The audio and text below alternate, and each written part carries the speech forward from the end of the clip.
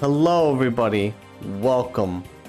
It is me, Buppy Park, back with Turnabout Academy. The third case in Dual Destinies.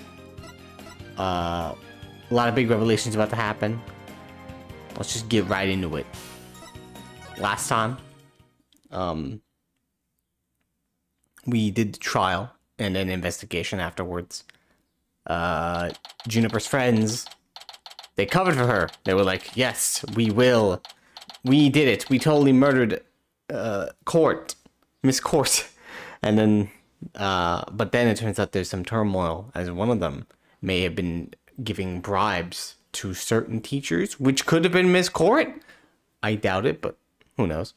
My money, again, on all of this, I've been saying from the start, it's probably Aristotle. I'm sticking with it. My guess, from all the evidence that we have, the arrow is maybe it was an accident, maybe it wasn't.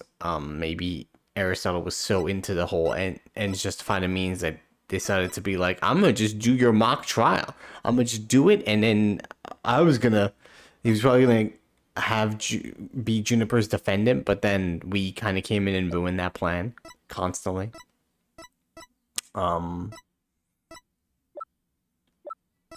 And then,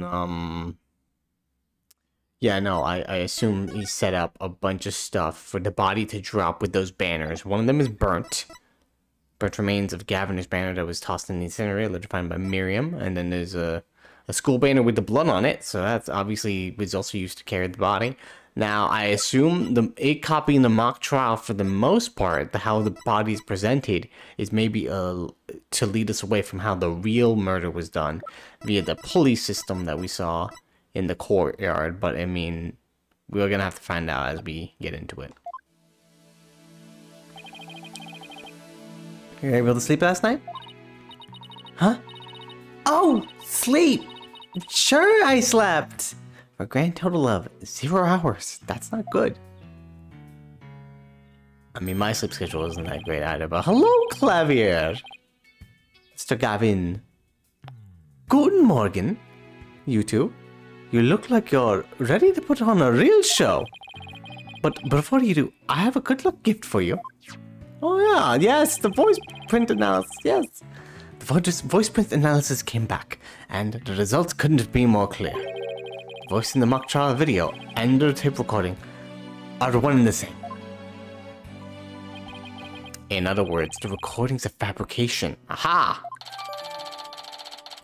The voice on the tape says you're a goner. Just like in Juni's script, it's been identified as a fake. Damn it.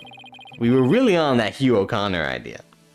The lab is continuing their study of the tape. So far, they've found signs of overdubbing. But it's going to take a bit longer to recover the audio that was erased. Dump. What was that? Who's there? Wait. Box girl. Did you see who it was? No. I got a quick look, but they got away. I think it might have been you. I bet he was eavesdropping. I wonder if he saw our hand. Oh, I'm sure he wasn't the only one just now. I bet Robin and Box Girl were listening in too. Box Girl, I like how you named her that too. That's great.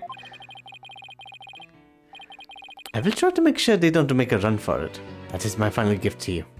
Thanks, Clavier. Oh, it's good to see you again after such a long time. Okay, all that's left now is to reach out to the truth. Sorry,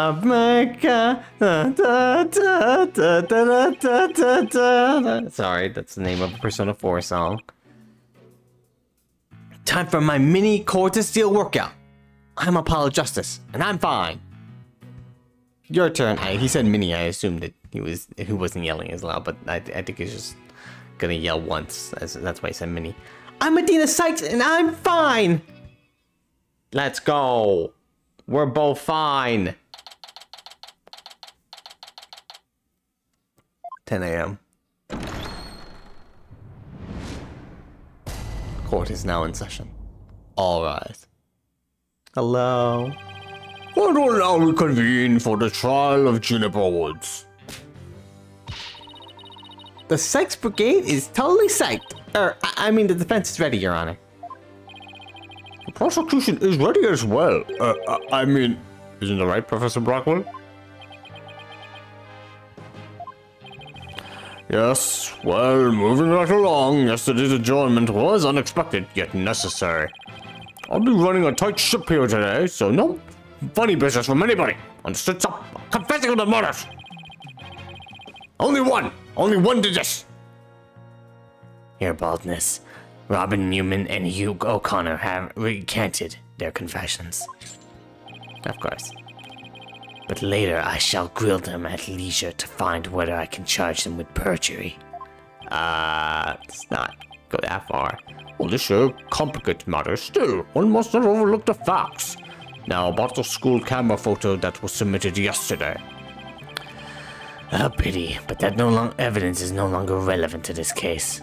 The art room clock runs fast. It cannot function as an accurate measure of time. As for the bungling detective who overlooked that, he is paying for his failure as we speak in my bedroom. Okay, well, good for you, buddy. Poor Detective Fulbright. I hope he returns to work with all his body parts intact. His body parts intact. That is one crazy bedroom, you know what I'm saying? But if that's the case, then what will we... The accused is the sole person who could have moved the body from art room to stage. And I mean to prove it here this day. Sure, good luck with that. It's just like Detective Fulbright said. But what else does he have up his sleeve? My understanding of this heinous crime is thus. The murder took place near the center of the art room, as evidenced by the bloodstain. The blood was also found on some pottery next to the window over the maintenance area, which is to say the body was carried over to that very window. I mean, it could have been planted, but okay, sure. From there, it was dropped down to the maintenance area below, although there was nary a scratch to the body, aside from the fatal wound. That, too, was per the script. A high jump mat was employed to cushion the fall. Then a ball cart was used to haul the body over to the stage. That's not very clever. I mean, it's the same exact body moving scheme as the script. That's why it obviously didn't happen. Come on, man. Anyone could have moved the body that way. Objection! Objection! Your propensity to spew forth words before you think is not very clever either. Why, you? Listen, I had like zero sleep yesterday, alright? Cut me some slack. Moreover, the prosecution has a witness, which is most unfortunate for you. Witness! It's time for you to come forth.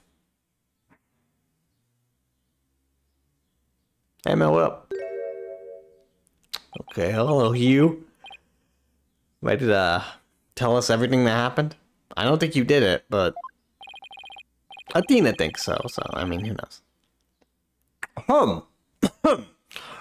Well then, will the witness please state his name and occupation? Hugh O'Connor. I am a senior at Themis Legal Academy, and I'm studying to be a lawyer. Yesterday I told that lawyer there that I would testify to the truth, so I intend to cooperate fully in today's trial. Happy now, Miss Sykes? What's he up to now? The court appreciates your cooperation. Mr. O'Connor, now, your testimony, please.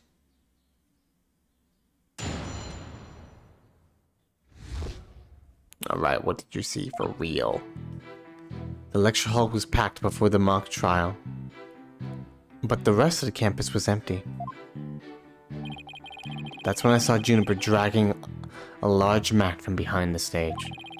I was watching her from a vantage point between the stage and the maintenance area. Ah, okay, that's great. Just make up some more lies. Fantastic. She was headed towards me, so I assumed she was on her way to the maintenance area.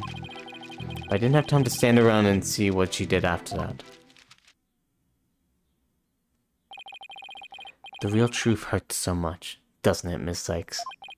Or maybe you thought I was going to bring up something else entirely against your client. Ah, never a snappy comeback when they need one. He's coming straight at us for today. Straight at us today. Using by any means possible. To protect the students who had to climb up high when setting up the stage, a mat was brought over to the stage from the storehouse. Our client is the student council president. What's wrong with her taking it upon herself to put the mat away after they'd use it? Objection! Objection? Oh, there's plenty wrong. There's but one mat in the entire school that could cushion a fall from such lofty heights. Ergo, the mat in question was indispensable for moving the body. It sucks being the last to know everything. I think I get it now. The drag marks we saw behind the stage were made by the mat. Oh, damn it all. Juniper, you could have told us that one! That being said, it's also possible he's lying. Didn't see Juniper do that at all. If the only matter's that thickness was where the body is assumed to have dropped, if that thickness is where the body is assumed to have been dropped, it would be hard to deny a possible link to this case. We're off to a bad start again. You sure you're okay, Adina? It's game on, you. Game on.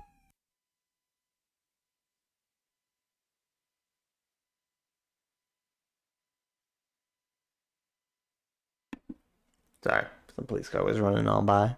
Driving on by. They're coming after you! Coming after you. Damn it. Yeah. I'm gonna turn your arrogant, perfect skull grin into a teary-eyed frown of failure. I think that he's like a year younger than you. Actually, yeah, I guess that's, yeah, I was about to say he's a kid, but I was like, no, you're 18. You're just, well, actually, how old is he? Is he actually the same age? Yeah, he's the same age, never mind. I keep forgetting that. It's because she's a lawyer, and I'm like, you got so fast to being a lawyer.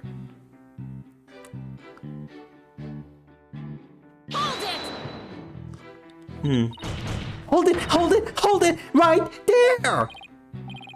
What? I was just getting to the important part. Eager to unsheath your blade, Sykes-Dono. Your heavy breath heaves to where I stand. Objection? How rude! A human's breath doesn't travel anywhere near that far. So the only issue is distance. You're not denying that you're a heavy breather. I'm just saying that scientific studies have proven that it's not... Hang in there, Dana. No matter how many insults they hurl, it won't affect the judge's opinion of you. Are you sure?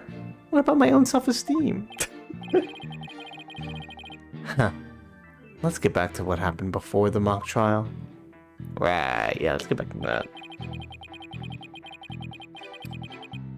Oh, thank you for redeeming hydration. I do have water with me.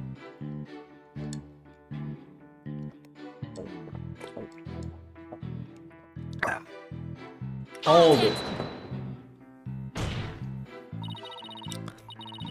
Our client was simply putting the mat away. Yeah, nothing to do with this case. Objection! Objection! That is where you're wrong. There is but one mat in the entire school that could cushion the 3-story fall. You spell story with an E though, so who's the fool now? Hence, the mat dragged by the accused was essential to moving the body. If we win this one, I promise to donate another thick mat to the academy. What? Now show me how to show you the truth. You'll have my full cooperation.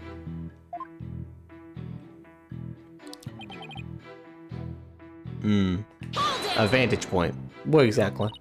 Mr. O'Connor, are you positive you were standing exactly where you said? I was between the stage and maintenance area, and she was behind the backdrop. He's sticking to his guns. The issue here is where he was standing when he says he saw Junie. What about the fence? Nothing I say will mean anything without evidence. Time to dig a little deeper. Oh, and before you ask, I had my glasses on.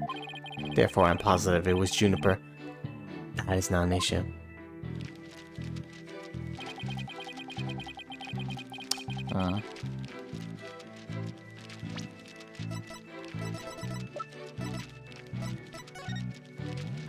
Isn't there like a wall there?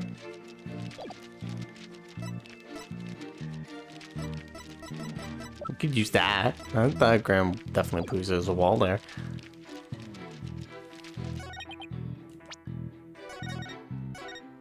We could keep pressing, but let's just see how this goes. Continue on ahead, as they say. Wall.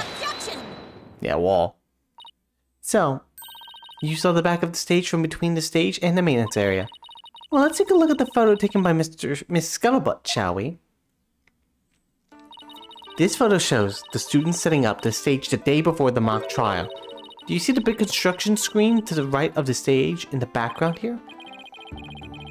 Why, yes. In fact, there are a bunch of those next to my house until a few days ago, too.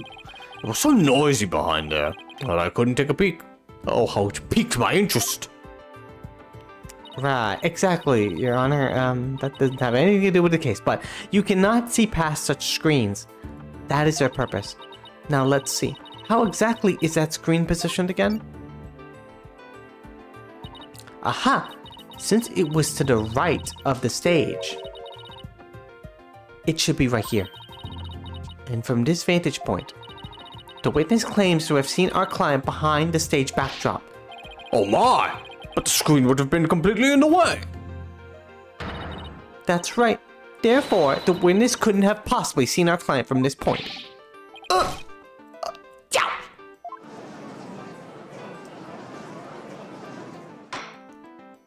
Good luck with work. Order! Order, Mr. O'Connor! Have you been lying to this court? The screen. Right. I must have slipped my mind. What? Are you telling me you, Mr. Genius, forgot something as literally big as that? There are two kinds of memory lapses. The normal kind you mouth breathers have. And the genius level lapses of memory that people like me have. Why don't you just admit that it was normal everyday brain fart already? The witness. Now please state what he remembers minus the lapses of memory. That's easy. I was on the other side of the screen. In other words, I witnessed Juniper from the stage side of the screen. Objection! You're testifying that our client was behind the stage. But need I remind this court, the back of the stage is not visible from the front. To actually see our client behind the stage, from the stage side of the screen, the witness himself would also have to be in the same area behind the stage. Slaying. But in that case, our client would have definitely seen Mr. O'Connor. It's really close. Ouch! Stop carrying that thing that way. Nice one, Adina. Keep it up. Objection! Objection! He's just petting his bird. No cares in the world.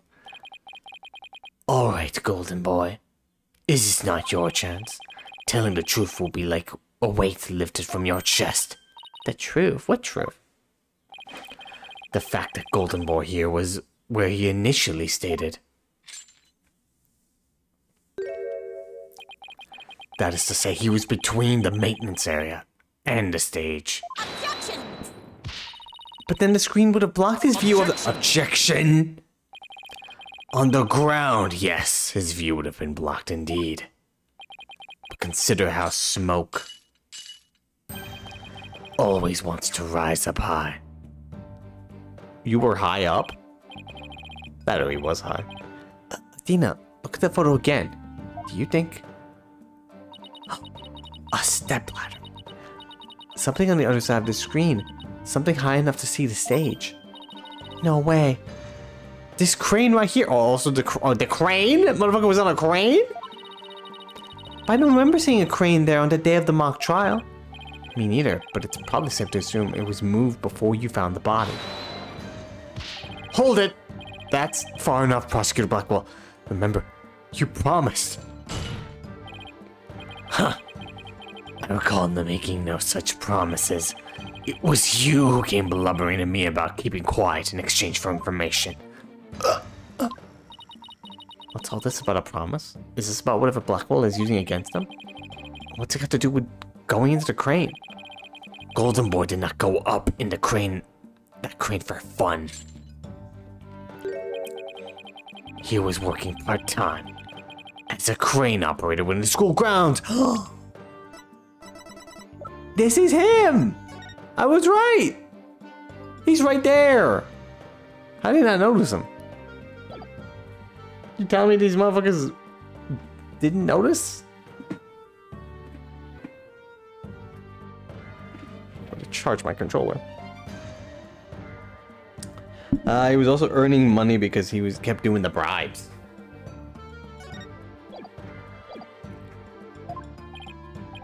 What? You gonna tell me a high school student would operate a crane? Better be having a license for that. I hope he's forklift certified. Crane certified in this case. The witness, I mean, I object to the prosecutor's last statement. There's no proof I ever operated that crane. Hold it! Actually, there just might be something that proves you did. Oh, what? If this whole part-time job thing is true, I doubt it would be limited to a single day. You were probably working at the same site the previous day too. Is this what you're thinking of, Athena? Oh, I was about to bring it up, but okay, sure, bring it up, why not? Yep, as the court can see, this photo captured the crane's operator. And if you look carefully, he bears a definite resemblance to Mr. O'Connor. Are you serious? This is ridiculous! How very interesting. Let's ascertain whether this is as ridiculous as the witness maintains. The defense agrees with the prosecution. Let's bring the facts to light. I like how we're helping him. Are you sure it's a good idea? It's all very well and good, but just how do you propose to do that? The person in this photo has one really distinguishing feature. His glasses. I'm not 100% sure, but it's at least worth a try. We can clearly identify the person in this photo as the witness by examining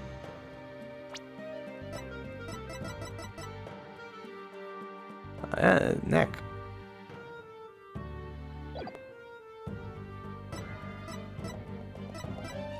His hobby. Yeah, how do we examine a hobby in a photo? His fingerprints, his neck.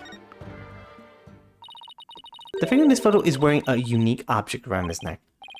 Why, yes, I can see it right there. But then, are you saying you mean to... Mr. O'Connor's neck is almost entirely concealed by his tall collar. That's exactly why I believe this warrants further examination. No, not a chance. That would be a blatant violation of my privacy. Huh. You're a disgrace of a man. Now start unbuttoning that collar before I hack it off. Yeah, what's the big deal? Now let's see your neck.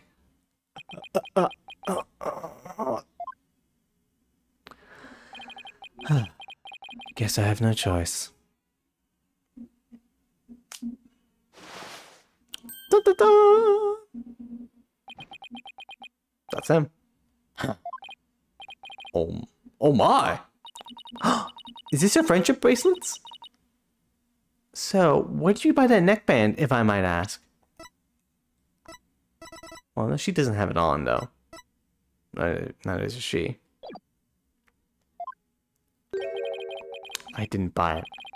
It's handmade. And there's only one like it in the world. But it sure looks like the neckband in the photo. Should we have the photo analyzed? You are one irritating lady. Fine, I admit it. I work a part-time construction job. It has nothing to do with our school. Operating heavy equipment's no big deal for a guy who can parallel park one-handed. But I never expected one of my jobs would take me to my own school. But then when you factor in all of the required tests and apprenticeship period, wouldn't you have to be at least 20 to have a license to operating a crane? Are you crane certified? Oh, about that. You see, I'm a genius. So, you know. Objection! Did you lie? Let us dispense with the inane charade, golden boy. Oh, hold it! No, Prosecutor Blackwell, please don't! High school seniors are 19 at most. Thus they fail to complete the requirements. But that doesn't apply to you. Does it, Mr. O'Connor? How old are you? Why doesn't it apply? He's a senior, so he's around that age, right? No, don't, please! Actually, Golden Boy here is 25. What? He took a 7-year break from school. Oh, laughing hurts. Wait, come again? Wow, that's a pretty big revelation. The Robin Newman thing being a revelation, not that big. This one though, 25? 25 high school. Please tell me it updated. No, it hasn't updated yet. Maybe it'll update right now. Take a gander at the official enrollment documentation. 'Tis all right there. Ouch! 25? You mean he's older than me? 25-year-old high school student? Damn, that's so mean. To bring that part off. Hold it! A 7-year break. 7 years. I've just one thing to say. A 7-year break, though. 7 years? What did you do though in those 7 years, my dude? He's older than me.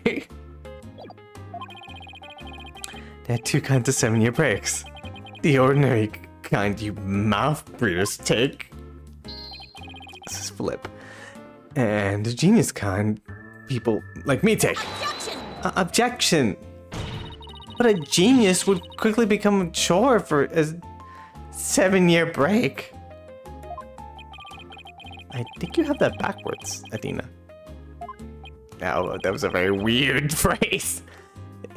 Even geniuses make mistakes. I just happened to make mine only 7 years in a row. Only you could get away with using only like that. Enough of this jibber jabber. Suffice it to say, the witness was up. Hughes readied all she needed to move the body immediately prior to doing so. That much is clear. I see no need to deliberate the matter further. Bang. Considering the body was moved in the same manner as in the script, I find Prosecutor Blackwell's claim to be quite persuasive. Does the defense care to dissuade me?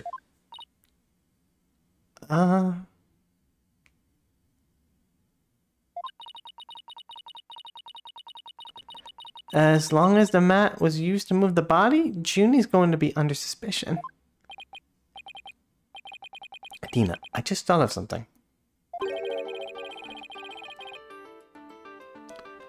What was you doing in the crane right before the mock trial? He couldn't have been on his job at the time. I mean, he was waiting for the trial to start. Yeah, why was he in the crane? Wait, you don't think... Your Honor. Yes, Miss Sykes? I've got it. I've got an amazing idea that will turn the prosecution's claim on its head. A little conjecture has never stopped us before. Interesting. Mr. O'Connor, you were using the crane to move the screen. Like, oh, that's so made a joke. How Athena, he's younger than you. Oh, no way, he's around the same age as you. Now he's older than her. Dude, you should not be acting this way at your age. Move the screen, move yourself, move the body. He could be moving the body.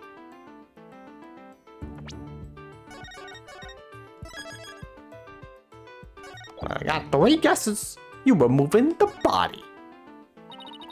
The body was just like it was in the script, so it must have been moved like in the script too. At least that's what the prosecution believes. How simplistic. Even foolish. Those are pretty strong words, Adina. You sure about this? Nope. The witness is a licensed crane operator, so he could have used it to move the body. Oh my god! Oh. Objection! Objection! Huh. Well, Golden Boy, care to chime in? I intend to say no more on the matter, save that this does not bode well for you. Wait, he's on my side this time? Or is this another trap? Watch this. Oh! I can use a bow and arrow one-handed. Wow, that's a crazy level of dexterity. You got that dex stat up high. I can even drive a crane with one hand. That's easy. But operating the crane itself is so complex. It requires both hands. Now, I would have the court look at this. Oh. That's why he's using it one-handed. Oh, please tell me that's a ketchup stain. Oh, the blood on his hands from when Juniper saw him. You wish. My hand was injured and required surgery. That's the reason I kept my hand in my pocket all this time. I have verified with the hospital of treatment. Quite a nasty wound, they say. So, how did you hurt it? I see no need to discern that. It has no relevance to this case. 2 hands are required to operate complex machinery, such as a crane. Ergo, on the day of the mock trial, the witness was incapable of moving the body by crane. Wait a minute, so...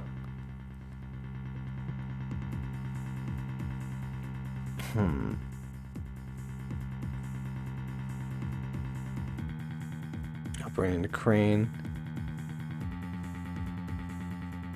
Didn't say when. Did not say when his hand was injured. Could have been during the murder.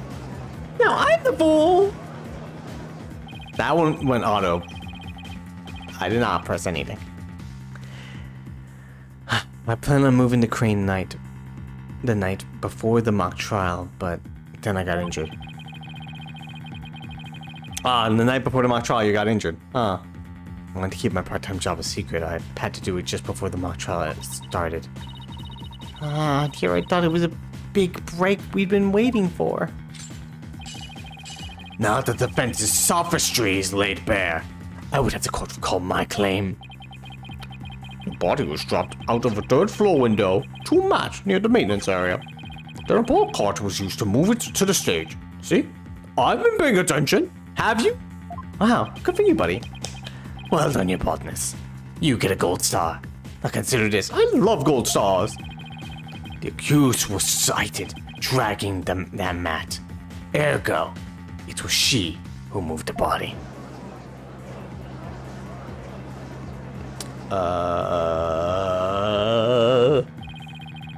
I think you were on the right track, Adina. You do? Yeah, Juniper remains a prime suspect if we assume the body was moved per her script. So as defense, you have to figure out how else the body could have been moved. But...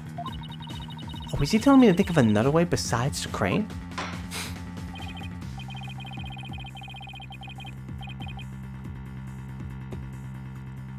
Miss Sykes, if you have a counter-argument, this court would love to hear it.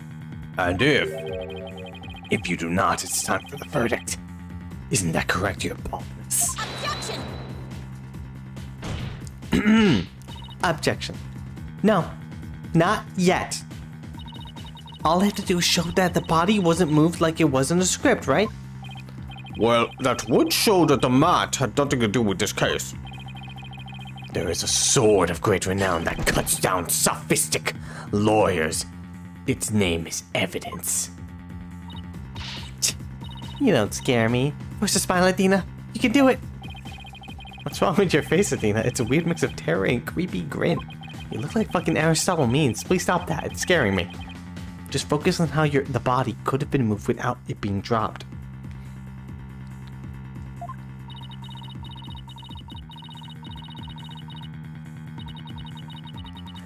How can anyone lower it without just dropping it? It's not like it could fly. Or maybe it could. After all, there is a way to zip between the art room and the stage. Now we're going to this part. The key transportation method of the body. Someone could have easily used that thing. Oh? Oh, yes, of course. It's like she hasn't said anything in like 10 minutes or something. This sucks. The court would like to see what you have for us. All I have to do is show the teeniest shred of possibility. The mat and ball cart weren't used to move the body. This is what was used.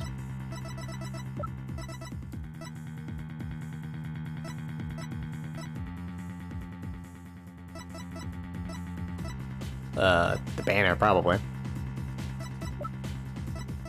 Yeah, I'm gonna go with the banner. Take that!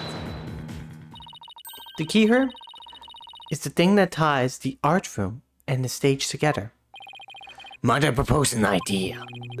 It might do you well to tie your lips together, lest you further expose your ignorance. Haha, gotcha. This isn't exactly the time for black comedy, Prosecutor Blackwell.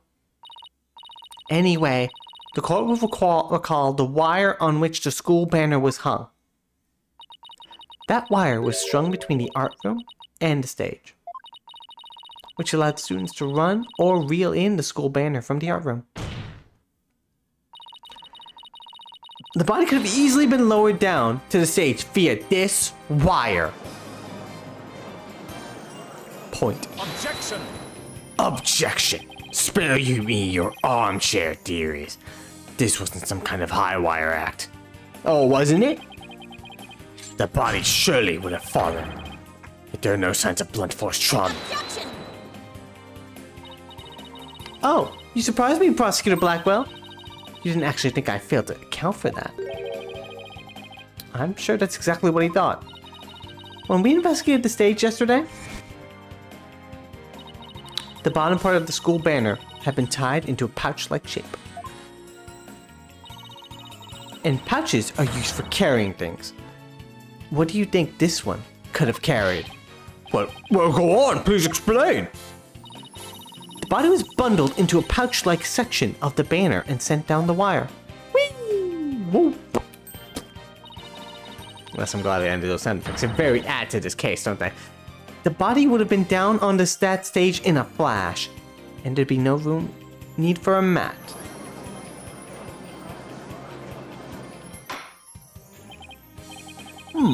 I've heard the phrase carrying the banner, but the banner doing the carrying? Objection! Objection! I've no patience for you and your cheap parlor tricks. Your claim is as shaky as a corpse performing that absurd high wire act. If you have an actual objection, then just come out and say it.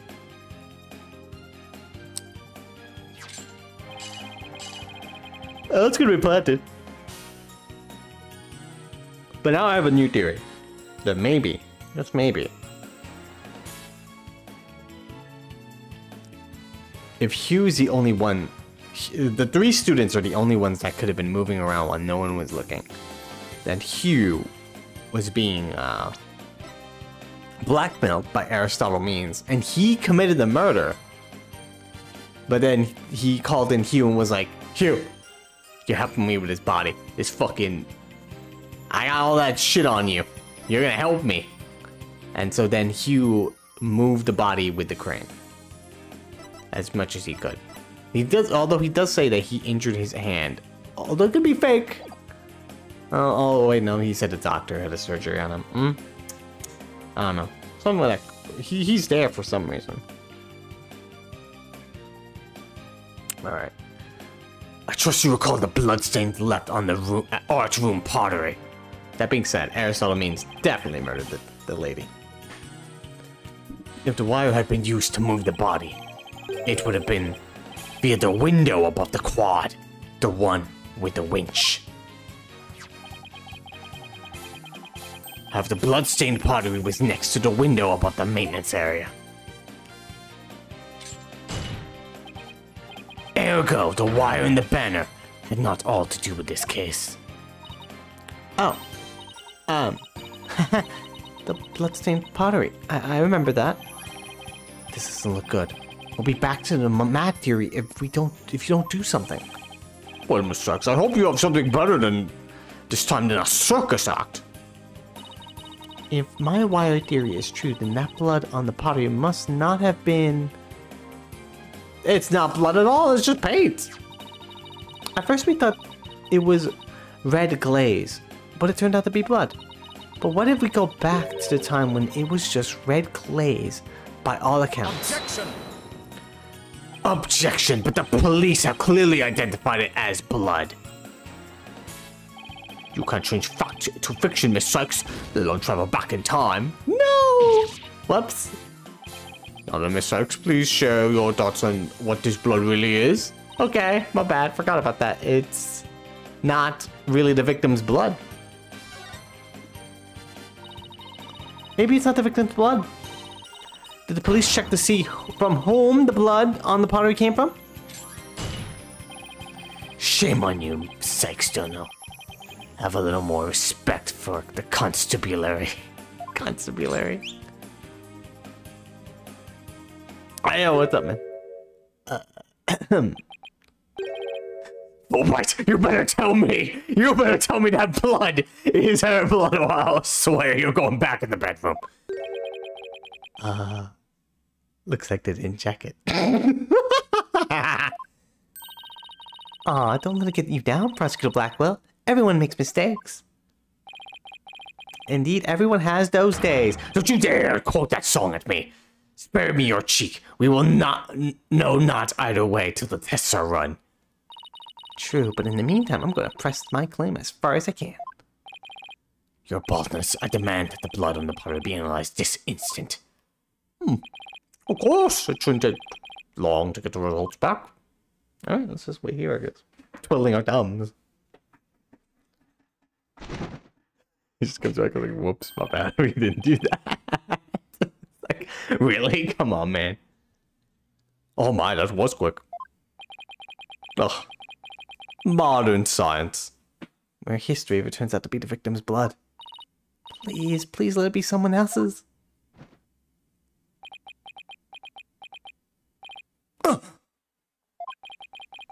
It seems the blood was not from the victim.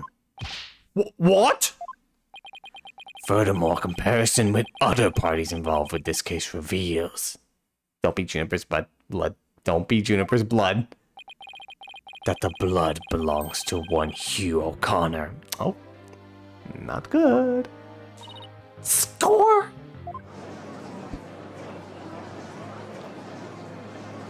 Oh. Mumble, mumble, mumble. Oh, such a bright flash. Cough, cough, cough. Don't worry, Junie. Just try to relax. Yo, those hands were dripping with blood, yo. Your Honor, as we saw earlier, the witness's left hand had suffered a serious injury. He sustained a wound in a struggle with the victim, and his blood got on the pottery. And Junie saw his bloodstained hands as they passed each other in the first floor hall. It's the only explanation that covers everything. Objection! Objection! There is but one way now to turn aside her blade, but do not cast the blame on me. Your grudge was with Sykes Dono, for it is she who forces me to expose your secret. Fine. Whatever. Oh, more secrets. My good friend, what else do you have?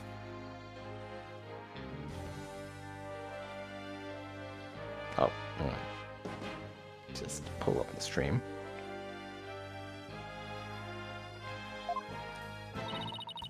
Wow, how much dirt does he have on you? Goodness. Oh? The hell? The court will observe this odd-looking envelope. It was inside this that Miriam Scuttlebutt's script was found.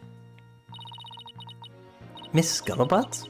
But then the prosecution already claimed that this envelope is the one that contained her script. Circumstances have changed. You see, Golden Boy had hidden this from us all. Let's see here. My word. Talk about the world's most painful paper cut. What the fuck is this, a booby-trapped envelope? What the hell? Indeed, you can clearly see that if the envelope is not opened correctly, a powerful spring-loaded blade will shoot forth, leaving a horrible gash upon the hand. Did Miss Core set up the fucking real script with a fucking blade? That should be illegal. You'd get fired from your job if you did that. The only one who could have been told of the correct way to open it was Constance Court. You really want to see my script that bad? You better watch out. Read it without my permission, and you wish you hadn't. Yikes, Miriam wasn't kidding when she said that. What the fuck? You can't do that, Miriam! Miriam, what the fuck is wrong with you? The blood on the blade is the witnesses.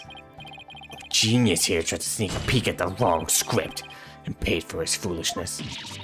Ouch! This guy's the worst genius I've ever seen. Don't worry, Adina. The wound isn't that deep. We've still got the wire theory. Yeah, I've got it. Since the blood by the window overlooking the maintenance area isn't the victim's, there's no longer any basis for denying the body was moved using the wire and banner. Therefore, the defense once again asserts just that. Hold it! Don't you start lying. Call yourself a lawyer? Huh. Don't you see the glaring contradiction in your thinking? Huh? The court would like to remind the witness that his role is not to point out. And you. How can you adhere to such outdated beliefs? But whatever.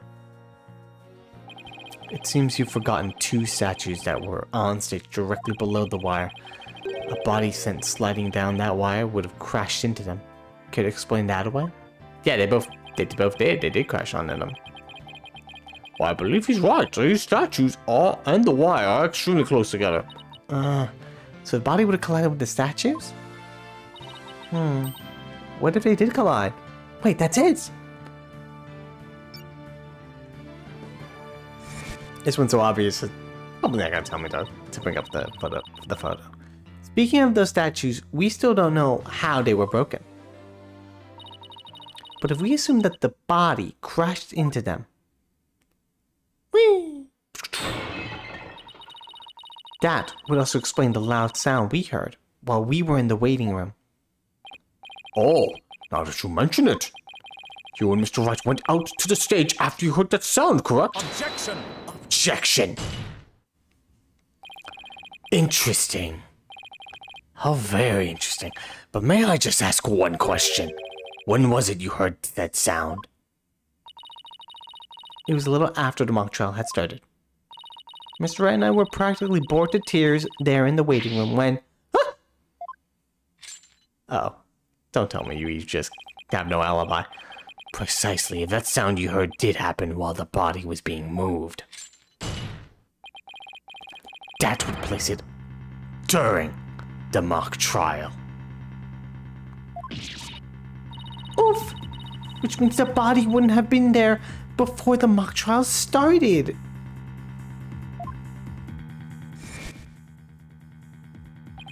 What? You see, right before the mock trial started, I saw the body. No, he's lying. He's lying then. He said he saw the body before the mock trial. If so, then my claim that the body was moved during the mock trial doesn't hold water. Stupid contradiction. It's gonna get me and our case killed. The focus was on just 3 suspects because the body was moved before the mock trial. That has been a major premise thus far. Your assertion, therefore, contradicts the very foundation of this case. Objection! Objection. Why did you object that? Both sides still lacking controvertible evidence. I can say that word. So, should we not also treat Golden Boy's testimony with some level of suspicion? Good point. Prosecutor Blackwell is on our side? Yay! He's warmed up to us. I bet he's figured out the truth behind this case. Oh, great. As long as he's not up to something else. If the statues really were broken and the body hit them, but yeah, no, he really did help us there. What was up with him? Then Hugh's statement about seeing the body before the mock trial is a big fat lie. Okay, Mr. O'Connor, let's get to the bottom of this contradiction about when you saw the body. Look me straight in the eyes and repeat your statement to me. Like I said before the mock trial, the body was, you know, wow. Wow. Just wow. I shall only say this once, Golden Boy. You had best tell the truth and do it now. That is, if your head wishes to enjoy the continued companionship of your body. Yikes! Oh. Now, out with it. Did you truly witness the body? Or were you just lying about it? Well, which is it?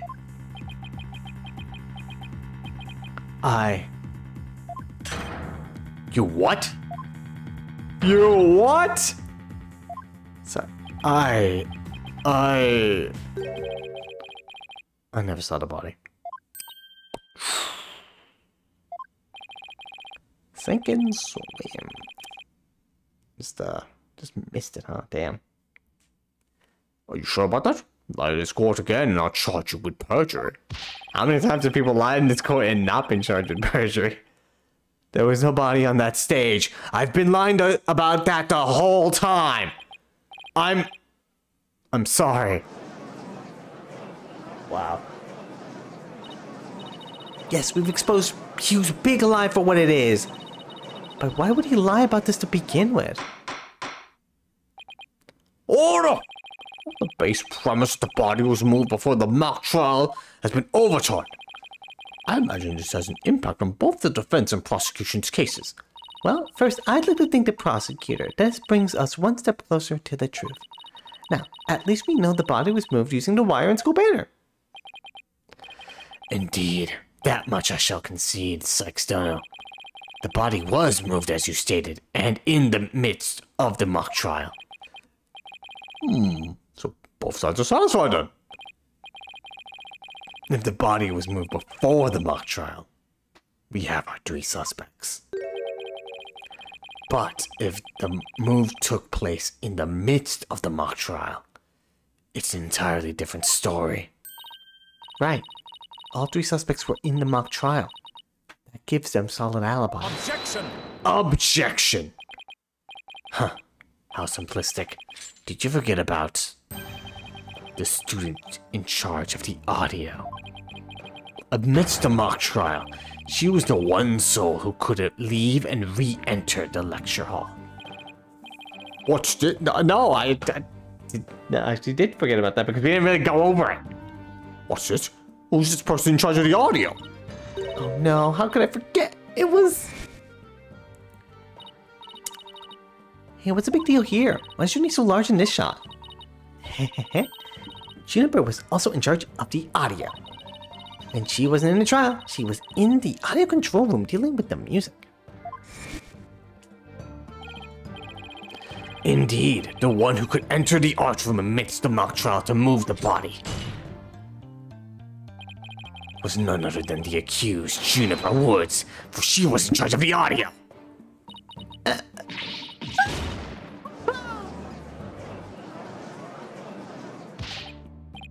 Why, yes, I see. That does make perfect sense. This can't be happening. Instead of exposing Hugh's crime, June isn't even deeper.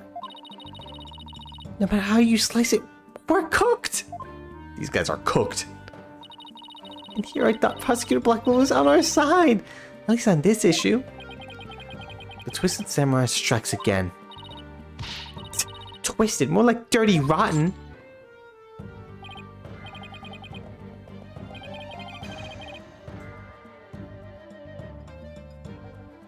Oh, yeah, I should probably stretch. You're right.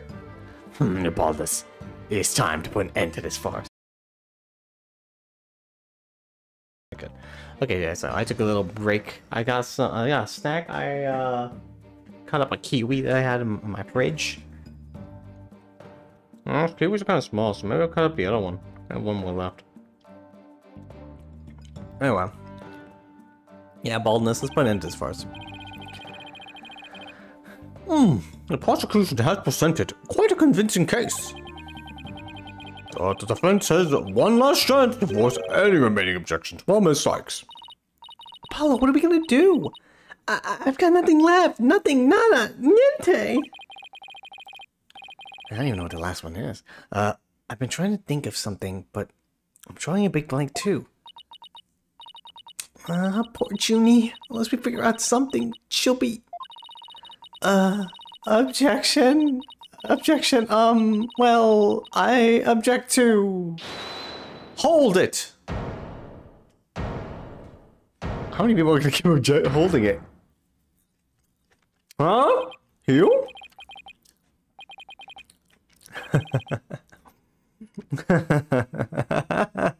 Stop right there. All ears to me. It's time you heard about the rare genius of Hugh O'Connor. I'm sorry. What are we doing right now?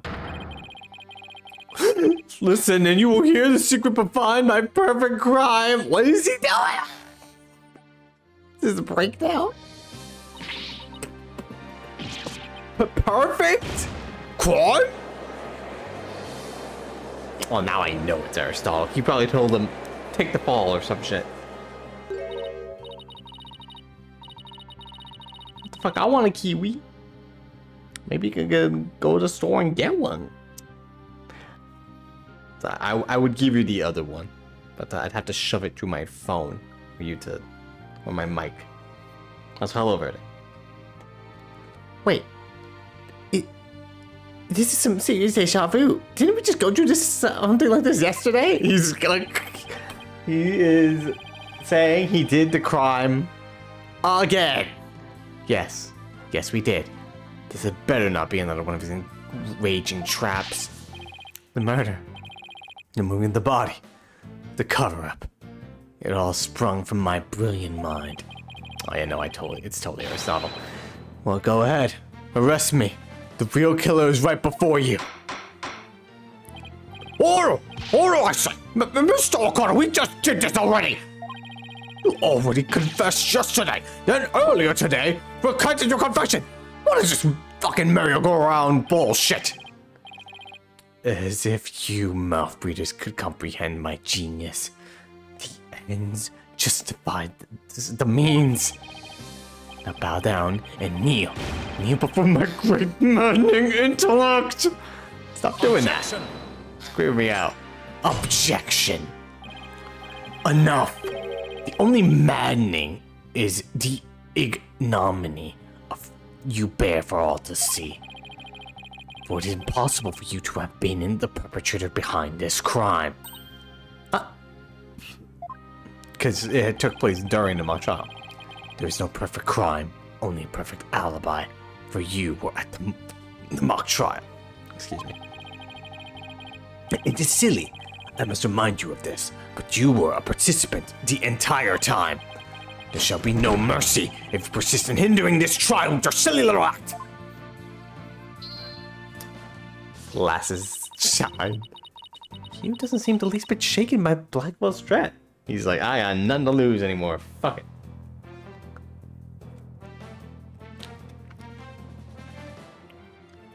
Yeah, my guess was Aristotle has a lot on him. Then now it's like, confess to the murder. Confess. I don't know why or when. Was he always gonna do this? Was this always the plan?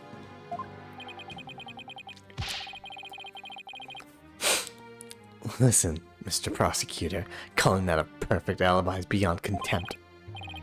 Your Honor, I'd like to take this opportunity to offer further testimony. You will not demonstrate the very moment of genius that transcended even perfection. This guy's giving me real big Byakuya vibes here. From, Thinking Rumpa. You won't believe this, but I used a body double. What? That wasn't the real me at the mock trial. The fuck are you on about, dude? Come on. That means I didn't almost lose. My body double almost did. I slipped out stealthily while my double took care of the trial. I had to run up the campus. In short, I'm the killer. Juniper's innocent.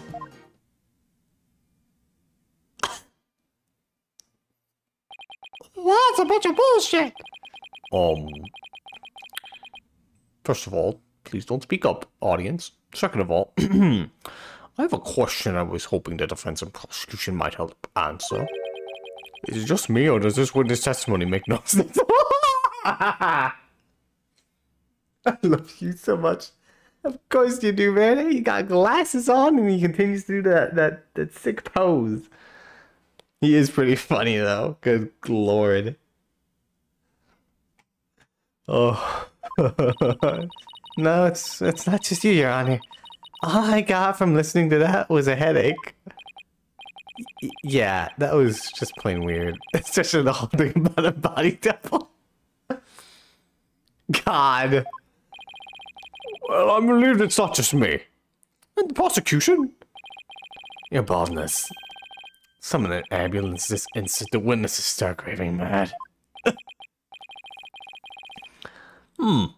Yes.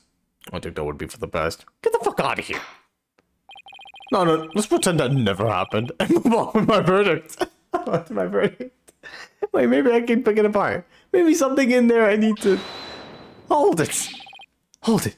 You people don't believe me? Of course we don't believe you. That was the worst. Fucking, you call yourself a genius, my dude? It's not a matter of not believing you. It's more along the lines of questioning your sanity. Yeah, the funny farm just called. They want their genius back. Objection! Shut your pie hold! The intellect of a genius transcends even logic. Besides, don't you guys have that weird device for testimony like this? You want me to do a therapy session on you, buddy? Objection. We just have a weird device, and I don't waste him on ridiculous testimonies. Easy there, Tiger. Think of it this way. We don't want a verdict to be passed just yet. So how about we give Widget a try? That is actually true. That's the only chance we have. The verdict will be passed and then Juniper's going to jail. Well, this is against my better judgment. But I'd like to conduct a short therapy session. Your better judgment? I'm a judge and it's far beyond mine. Yet I find it hard to say no. Prosecutor Blackwell, I trust you have no objection. Prosecutor Blackwell? He left. He's like, I'm not going to be part of this farce. I'm taking a break. Taking a coffee break.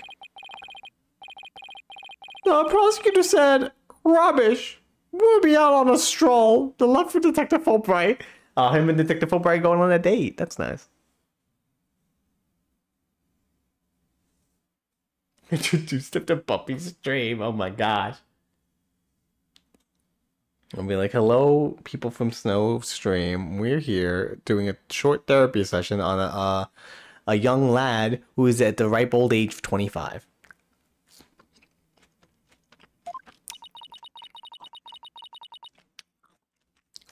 So how does he get away with stuff like that? Gay rights, Athena. Gay rights. I ship it. Then, I'll interpret that as meaning he has no explicit objections. Alright, Miss Sykes. You proceed with your therapy session. I've seen my share of crazy trials, but this one takes a cake. The prosecutor literally left. He's like, nah, I'm out of here.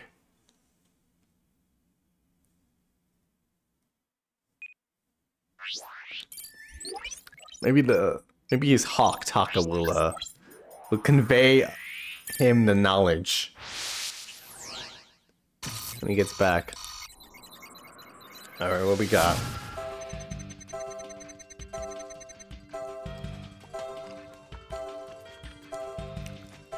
Used a body double. He's happy. I don't know why. I didn't almost lose, the body double did. So, stealthily. There's a very anime scene here. Like running. Putting his whole arms up in that run. I'm the killer. Universe in this. Oh, what am I supposed to do with this? It's all just happy. I don't get it. His confession is overflowing with happiness. Maybe he enjoys thinking how us mouth breathers can't comprehend his genius. This would be beyond normal happiness. He seems to take an insane level of delight in his confession. That is nonsense. Even a normal level of delight would be weird for confession. Then again, he's not what I'd call normal. To be honest, he kind of seemed like the most normal one, and then he just completely 180. It's like, no, he's the most abnormal one. What are you confessing? Who is this really for? I feel like that's the key to his out-of-control emotion. That's just... Oh, for Juniper.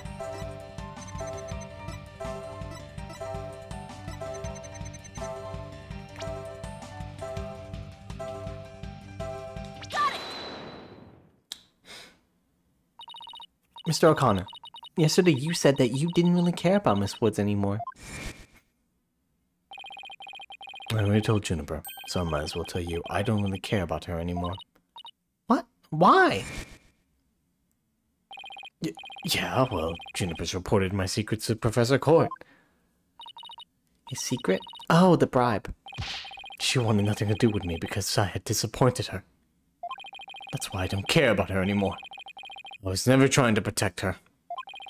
My confession was always about one thing, and one thing only. The truth. Objection! Objection! Mr. O'Connor, you feel great happiness in the fact that you might help set Miss Woods free. So much so that it overshadows all of your other emotions. Why are you... I can hear it clearly now, Mr. O'Connor. The discord you've been trying to suppress. People don't normally feel like you do when you confessed. So Hugh really was trying to protect Juniper. Yes, I'm sure of it. Hugh's feelings for her are the real deal.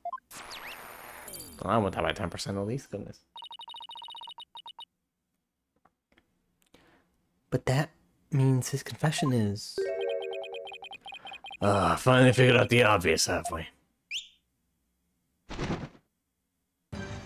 I'm back from my date. What the hell are you doing? Well, Prosecutor Blackwell, you're back. The confession was not but lies, save for the part about being in the mock trial.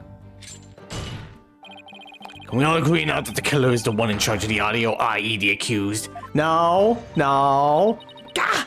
Why could you have taken a longer stroll? No. You haven't unraveled the genius of my body double trick yet. You can't be serious. Do you really expect us to believe you had a body double? Yes. Yes, I do. But if you think I didn't, then prove it. Huh.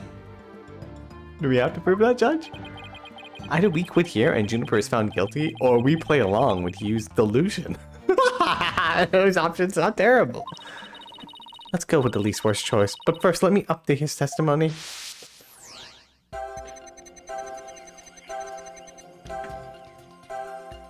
He's shocked now.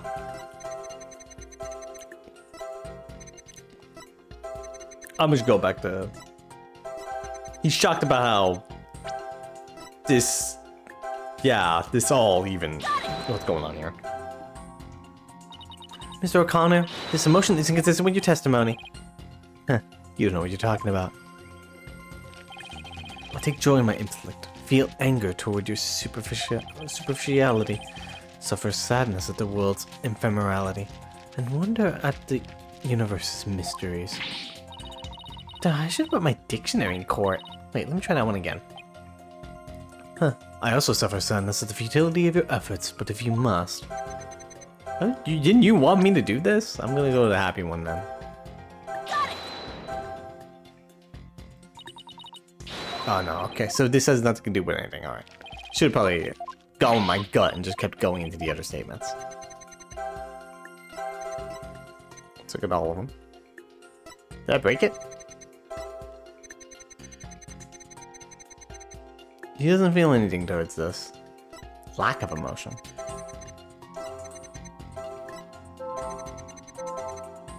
Sad about killing Miss Court.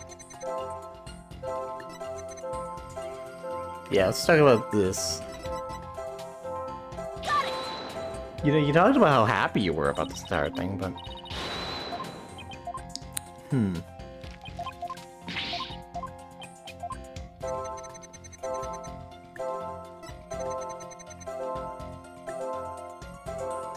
Universe innocent. You're sad about this. Damn it! Alright, let's... hang on. Let's wrap around. A body double. Bunch of baloney. I know, but I can hear the noise. It means there's a contradictory emotion somewhere. Contradictory emotion? Everything he says is one big contradiction! Right, and that's why I can hear his inner voice loud and clear. If we just think about Hugh and his competitive nature, we should be able to figure out the root cause of his discord. It means I didn't almost lose. My body double did. Just lack of emotion. This is yeah. There's lack of emotion here at all. I didn't almost lose, you say? Very odd.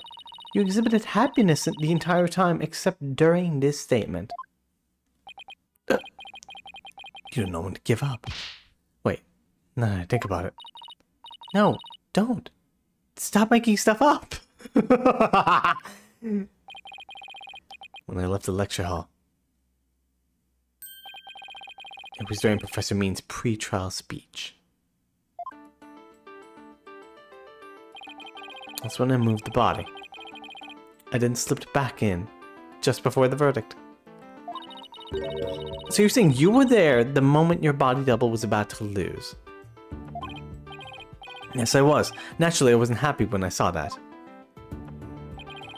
In any case, I was at the far end of the lecture hall behind the screen.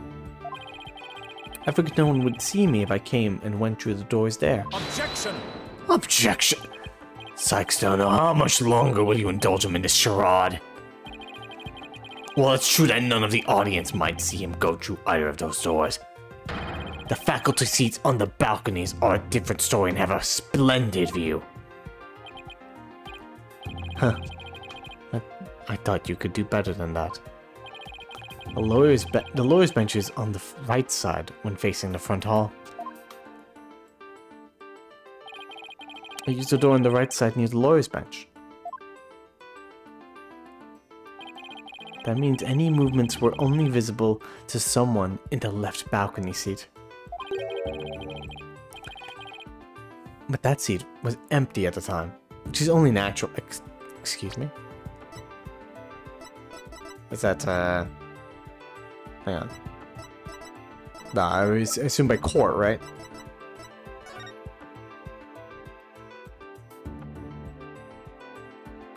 Excuse me?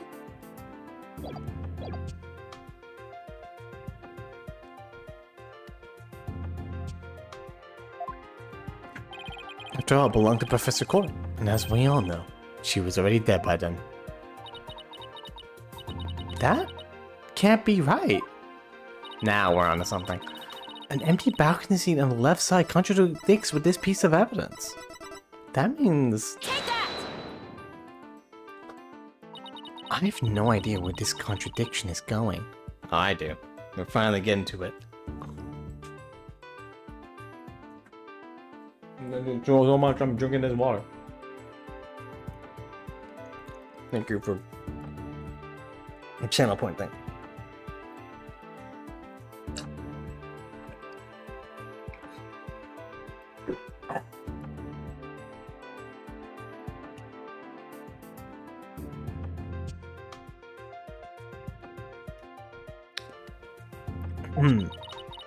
But I don't have any other moves at this point. Guess I'll just have to follow it and see where it takes me. You said the left balcony seat was empty, but was it really? I saw it with my own eyes. It was definitely empty. But what about this diagram? According to this, Professor Means was supposed to be seated in the left balcony seat. But if you left the lecture hall during his pre-trial speech, he would have been standing there at his seat, addressing the students and faculty. No, no! This can't be right. Huh. You do no one favors by exposing the falsities in his confession. Actually, no, I think we're getting somewhere. Let's think about this. I've told plenty of lies so far, but this part is true. I tell you! There was nobody in the left balcony seat. You gotta believe me! Oh, so he's not. Oh, I guess he just did that just to save Juniper. So he was not told by Professor Means to just start doing this craziness. It doesn't seem like he's lying this time. Okay, Mr. O'Connor, let's have you testify again, but this time don't spare any details. You got it. I'll repeat it as many times as you like. I mean, my ingenious escape act warrants repeating it. Considering I'm the real killer. Oh, fuck, Lord. All I really care about is whether that seat was empty or not. You don't have to talk about the rest of the stuff. She's like, no, I'm losing! The second floor was deserted. He's obviously surprised. I would be too. Why won't you believe me? It's true, I tell you! And then he does this. And all I had to do was go through the empty audio control room. Why is he sad about this? Leads it to the hallway, so I was perfectly capable of moving the body.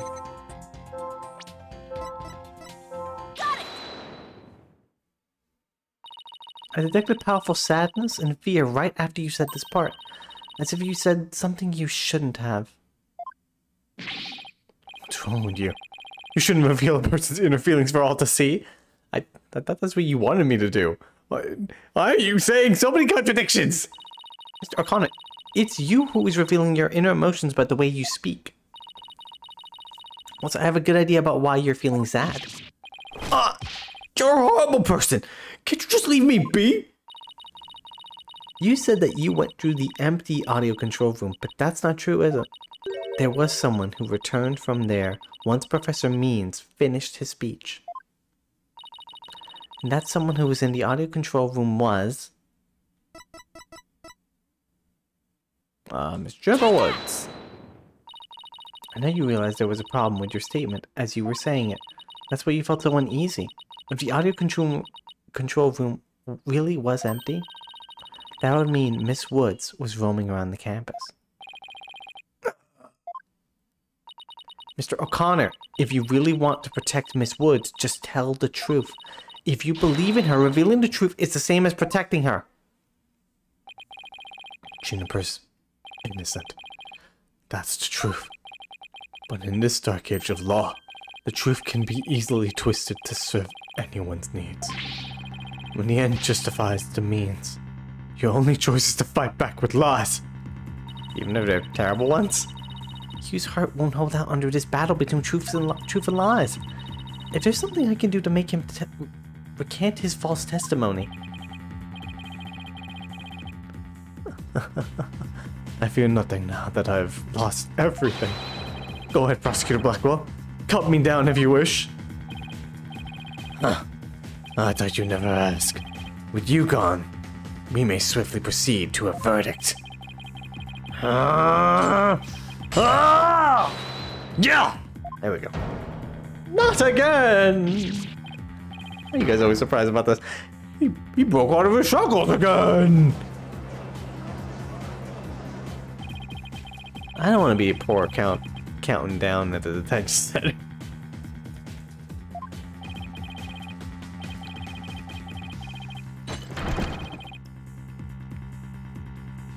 Hugh O'Connor, in defense to your valor, I will limit your suffering with one clean blow. Oh, hey, hold it up, hang on a second.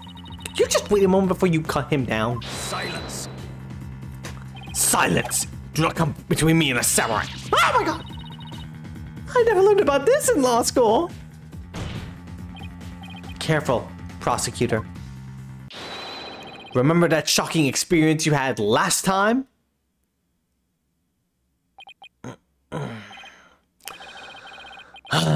Very well, golden boy, may live. For now. Thank you. Enough already, Mr. O'Connor. Miss Woods would never want you to protect her this way. She values the friendship between the three of you more than anything. Objection. That's where you're wrong. She doesn't feel anything for me now. But what does it matter anymore? I might as well tell you everything. This is no doubt news to you. But I'm not. I never was a genius. What? You're what? Sorry, but I already knew that. Me too. And me too. Though in fairness, it was pretty obvious. I thought he was a genius at first, but... Stuff he said was crazy. I don't need to rub it in. Just shut up and listen. It all started several days ago. I accidentally learned that my parents have been paying good money for my grades. Wait, you accidentally learned this? Huh.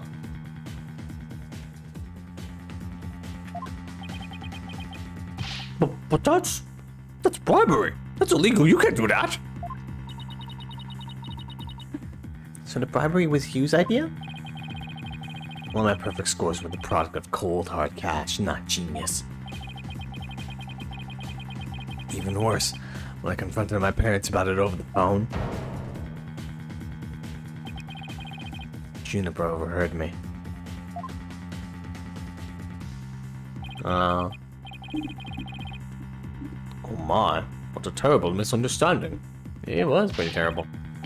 I've been living a lie. I don't know what else there is to say. I'm no genius. I'm completely worthless.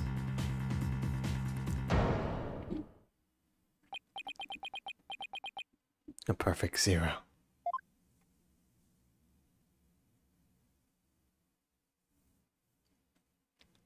Well, that must suck, dude.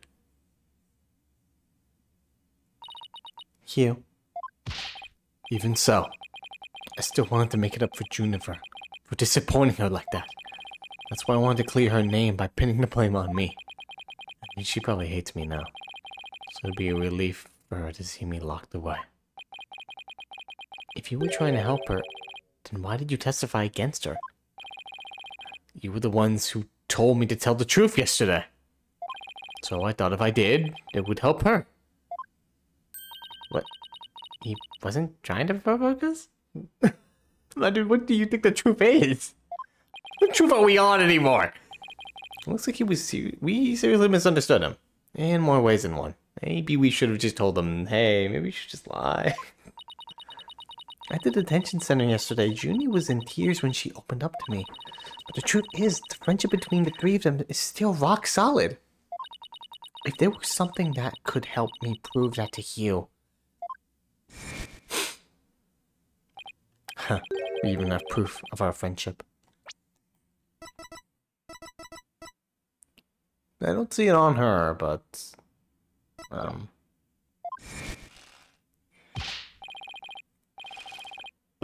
Yeah, as long as our friendship lasts, you bet we'll be carrying him around. I know. What about the proof of friendship they mentioned? I wonder where or what it is. I didn't buy it. Oh, I didn't buy it. That was... Look at that. Fancy necklace.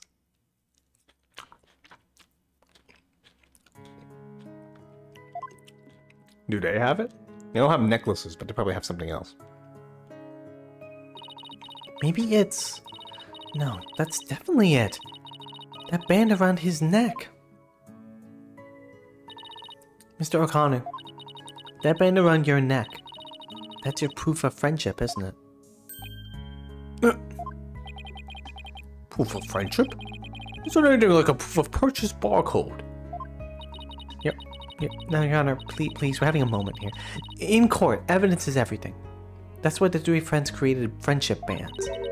It's the evidence that proves their friendship.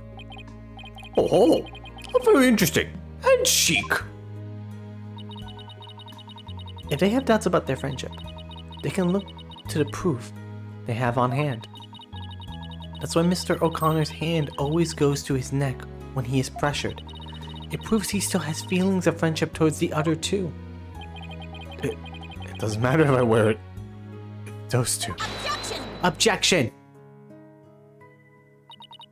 But they feel the same way too. I know they wear their friendship band somewhere.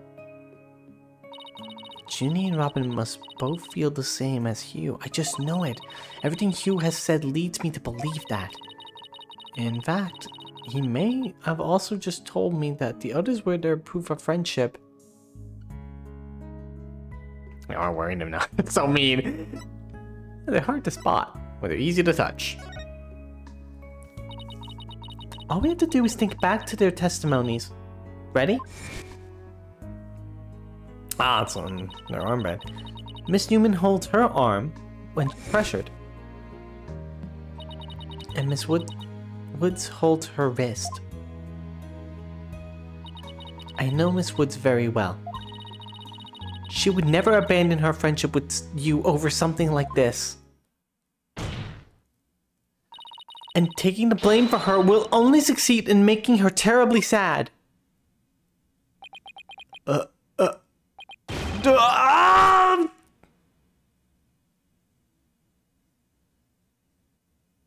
Boop. Oh, the anime cutscene.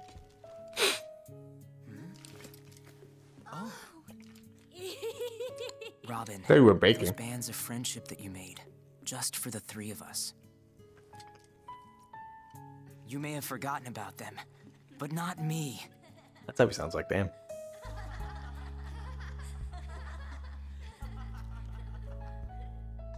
Hugh! Hey, yeah, look, there it is. Hey, Hugh! Oh.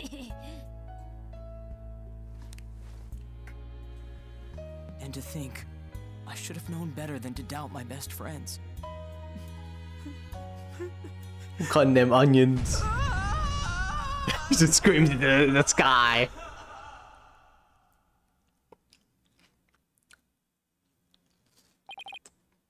I didn't kill anyone. And I didn't have a body double. I didn't move the body. I didn't even see it. It may look like I'm speed reading. Zen, in the art of mastering the bar exam. But I haven't read a single word. Aw. Hmm? Well, you could have fooled me. In fact, you did.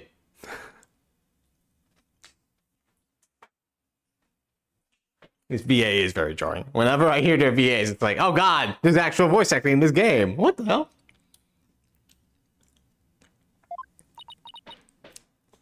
Hugh. So, Miss Sex, can I place my trust in you? No, I still haven't fully heard Blackwell's VA. Except for only the objections, the hold it's, the silences. I'm going to save Junie, so yes, you can place your trust in me. Oh, not again. Then am I to understand that the witness is recanting his confession again? Yes?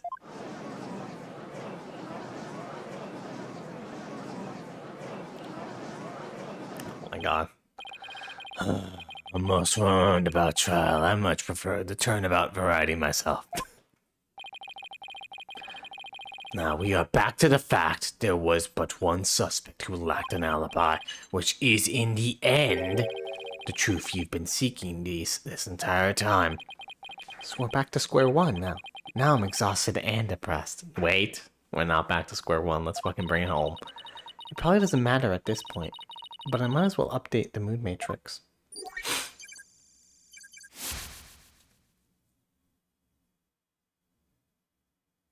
Come on, Athena. Remember. Look at that. Huh? Does this mean... Further resistance is futile. The time for a verdict is nigh. Objection! Please? Wait. What sort of devilry are you up to now? What if our client wasn't the only one without an alibi? The trial would continue, right? Well, yes, I suppose it would. But after such a thorough investigation, does such a person really exist? They're just made up. They're a fairy tale.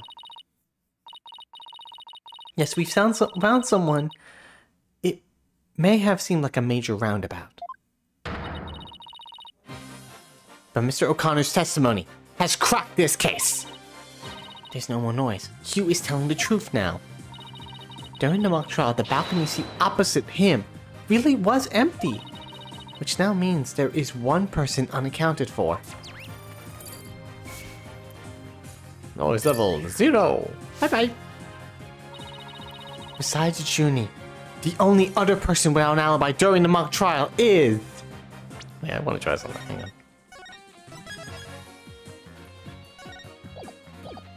We all know it's Aristotle, but what happens if I say Apollo? It's Apollo!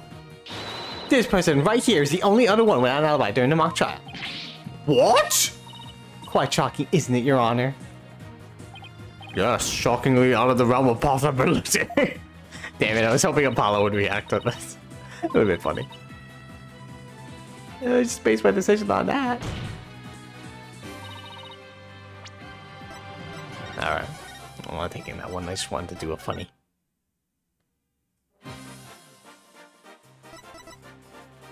Get out here, creepy man. I always knew you were suspicious. The balcony seat was empty. That much is true, isn't it, Mr. O'Connor? That's right. How many more times do I have to say it? Well, you did say it was a body double, so I mean, come on. So basically, Professor Means wasn't where he was supposed to be during the mock trial. Silence! Silence! Need I remind you, every last soul in the lecture hall heard him deliver his speech. They heard him. I know. And that's not in dispute here. Now let me explain how a speech could be given from an empty seat. It was given from hiding. Given later. Pre-recorded. Given later. Fucking time travel? Pre-recorded. What if the speech was pre-recorded? That's the only way the speech could have been delivered from an empty balcony seat.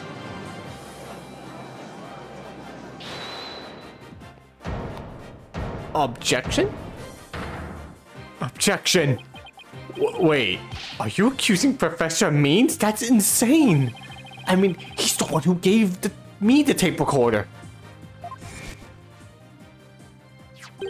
I'm sorry? Take this to the police, he said, and tell them you found it. What? What? Really? Wait a second. Mr. O'Connor, did you just say Professor Means gave you that phony recording to you? Phony? The defense will refrain from hurling unsubstantiated allegations. Well, I said he gave it to me, but what do you mean it's phony? Wow, we could have seen this development. Identified as fake, Professor Means used Hugh to pass it on to the police. The voice shouting, "You're a goner," that's recorded on this tape, was dubbed into it using a line our client said in the mock trial video. What? This is extremely crucial piece of evidence!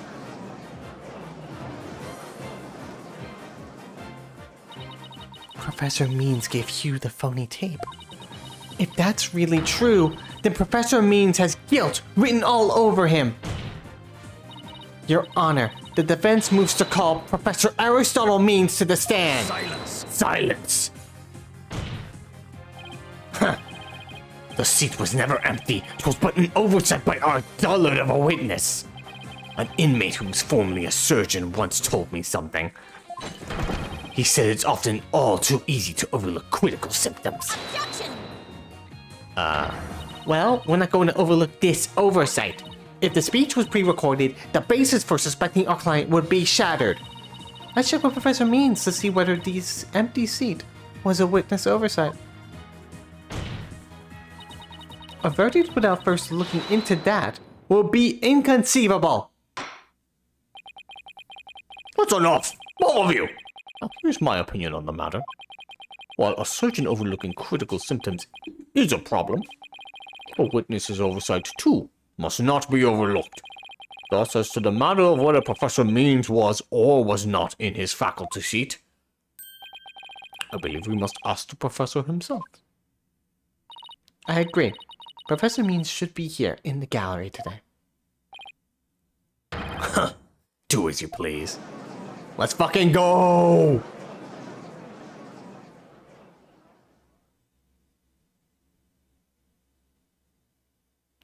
Hey man, what up? So you did it, right? Will you please state your name and occupation for the record? Certainly. I'm Aristotle Means. Ding. I teach the lawyer course at Demas Legal Academy. And let me add that while I welcome any opportunity to assist with the trial, I don't care for undue suspicion. Don't worry, Professor. We're just interested in the mock trial video right now. We just need to take another look at the speech you gave. Can we count on your cooperation in this? Very well. If that's all you're interested in, please proceed, Miss Sykes. Never do that again, sir. We need to find some sort of evidence that shows the speech was pre-recorded. Alright, I believe we're ready. Let's roll the video! Please don't let me watch this video 50 times to fucking figure this all out. Good afternoon. I would like to start by thanking you for coming here today. The mock trial, the crown jewel event of the school festival, will begin shortly. When I was a student, I too could hardly wait for this day to come. Oh no. I'd forgotten how long and boring his speech was.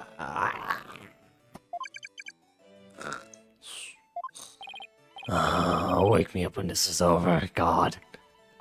Hey, no fair! I have to listen to everything.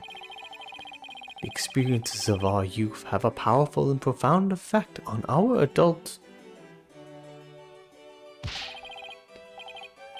Oh, you there!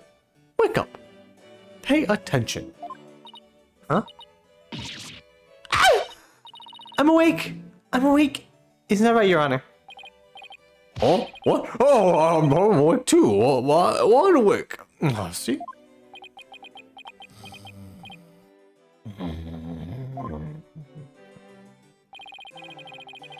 Once again, our pure white Lady Justice will be watching over all of you today. Also, damn, he's that good. He put in the pre-recording, hey you, wake up. As if he knew his fucking speech was so boring that people would fall asleep to it. We'll be watching over all of you today. Pure white? Huh? That's a golden one, my good sir. Pay attention, and you may make a difference one day. Now, let the mock trial begin. That is about it. One of my better speeches, if I do say so myself. I even saw some of our students with tears in their eyes. He's obviously not familiar with the phrase bored to tears. Listen, Sykes-Dono. If you have subjected me to this epic study in tedium without purpose, Taco will feast on your tongue after I cut it out. But you were asleep the whole time. Well, God. Well, Miss Sykes, did you notice anything strange about that speech? Could I please hear that last part again? Oh my God, I don't want to hear it again. Once again, our pure lady... Yeah, it's white Lady Justice. There! I finally found what I needed. What we needed. Professor Means, I have only one question about your speech. Why does that last part we just heard contradict with this? Take that! That's gold Lady Justice there. Professor said the pure white Lady Justice would be watching over them, but the Lady Justice in the video isn't even close to being white. It's as gold can be. I'm not sure I can wrap my jaw around that. To test its authenticity? I didn't say it was made of gold, Your Honor. Now, it's true that this statue is pure white, but it broke before the mock trial began. The one you see here is its replacement. Oh, well, that's a shame on every account.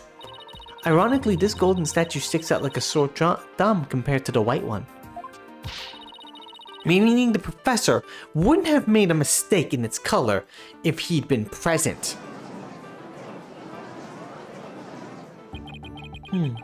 It seems that I have caused some confusion, but it was merely an oversight on my part. Objection? The statue was in the middle of the room. How could you not know what it looked like? Well, I was in the balcony seat. Furthermore, the statue had previously been white. I'm afraid this isn't sufficient evidence of the speech being pre-recorded. Damn it! Come on! We had our answer long ago. The accused was the only one to leave the lecture hall. No. Wait. I can come up with another one. I can come up with so many theories. Just give me some time. There's gotta be something that can prove that speech was pre-recorded. According to the mock trial video, the speech started here and ended here. It was a little over 10 minutes, but I doubt anyone wants to be tortured again. So we stopped this. Oh, so we stopped listening to the speech, but you subject me to Turnabout Serenade's music video 50 fucking times. It was only a little over 10 minutes. It felt like it went on forever. How'd you figure how long it was? Easy. There's a timestamp at the top right. All you have to do is subtract the time the speech started from and the time it ended. The speech goes from the 10-minute mark to 20:35. Wait a second. I could swear I've seen this same interval of time listed among the evidence. Is it? Mock trial begins. Oh, it's the 10-minute thing, right? Not that, but the identified as fake.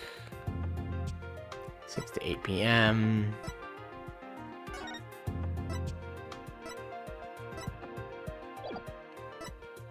I know it was like when. Oh, is it this? Is it like a 10-minute mark of the murder or something like that?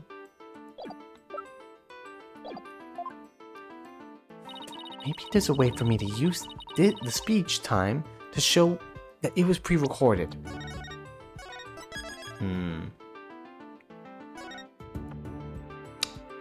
Let's see.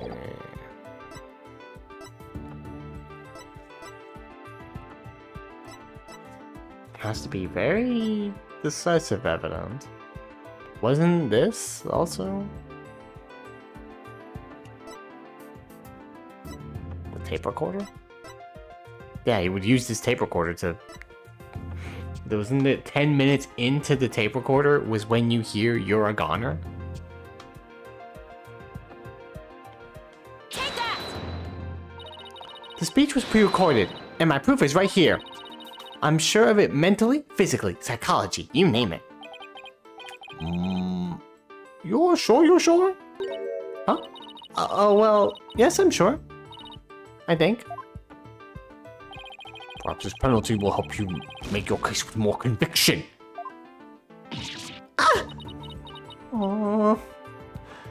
total of 10 minutes and 35 seconds. I thought it was that in the recording, but I can't see it anymore in the details of the evidence. It's at 7:05.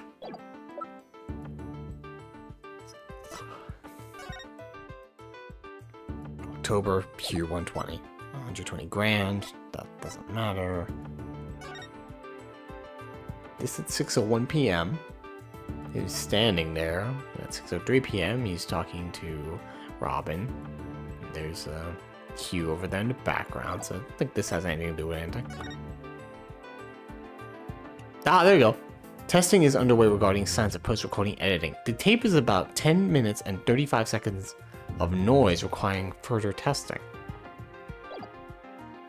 Take that! You really gave this tape away, huh? Damn. That was such a gamble, my dude. Really? What if they found it? I would like the court to take a look at the... I guess he did, like, mess it up until the You're a Goner part, but goodness. And this? The voice print analysis that proves the voice on the tape recorded belongs to our client. Yes, but did we just establish that the voice on the tape recorder was a fabrication? We did. But what I'd like to focus on is the noise that is also there. Noise. Yes, the defense believes it resulted when the tape's previous recording was erased. Huh. And what do you hope to prove by that? The length of the noise is what's important. It's 10 minutes and 35 seconds in all.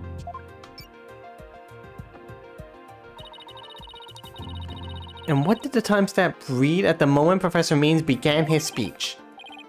That will be exactly 10 o'clock. Now let's fast forward to this long-winded exercise in boredom to the end. Just because I'm being accused of murder doesn't mean you have to really insult my speech. Okay, then stop. The video timestamp now reads 20:35. Based on this, we know the time it took for the speech alone. Right? Subtract 10 minutes and you got 10:35. Subtract 10 minutes, you got 10:35. 10 minutes and 35 seconds? Right. 10 minutes and 35 seconds. The same as the noise on the tape recording. I assume you all understand what this means. Professor Means' pre-recorded speech had been where the noise is now. Oh my god. Silence. You seem rather confident considering this is a mere happenstance match of numbers.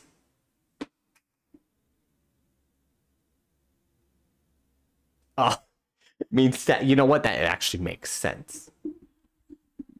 It is just probably static, right? You have to translate a noise literally here. So yeah, it would. I assume the 10 minutes and 35 seconds that is on this tape recorder now is just static because it's just like we don't know what it is, and then we hear "You're a Goner." So yeah, static would probably be a better translation because it is just what noise, I guess. I don't know. Objection! So the numbers are important, sir. But is it really just numbers? The lab is continuing their study of the tape. So far they've found signs of overdubbing. But it's gonna take a bit longer to recover the audio that was erased. The police are analyzing the noise as we speak.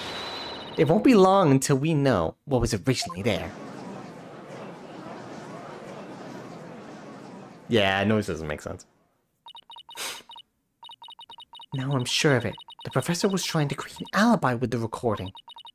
By pinning the crime on Junie. But he's not gonna get away with it. Not on my watch. Miss Sykes. Oh. I believe you are well aware of my methodology. Even if Juniper were the perpetrator, I would vigorously defend her as per my word. And to that purpose, I offered to be her lawyer. Alas, look what's happened. All I've stated are obvious deductions derived from evidence and testimony. You know what? I kind of believe him. I think he was gonna legit defend her, but they kept not taking him, so it's like, I guess I'll just be I'll just accuse her of murder then. Fuck you guys.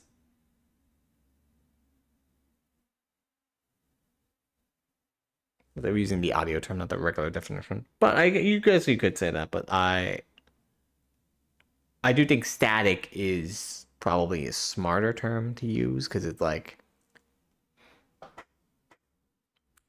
that's what it probably is. I don't know. Although we actually can't hear it, which is, this is mostly a visual novel game. Truth be told, I had no intention of testifying. I had been keeping quiet for Juniper's sake. But now that you cast this blame upon me, I have no choice but to reveal the truth. Uh-oh. This doesn't sound good. I will now reveal the truth behind why I had to pre-record my speech before the mock trial. I, Professor Means, always say what I mean, and mean what I say by all means.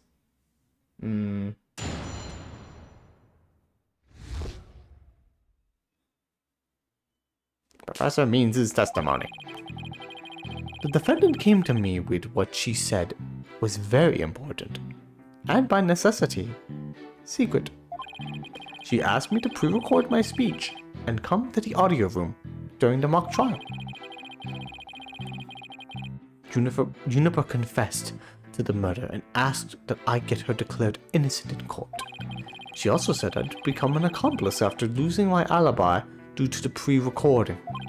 But when I said I would protect Juniper, I meant it because that's the humane thing to do.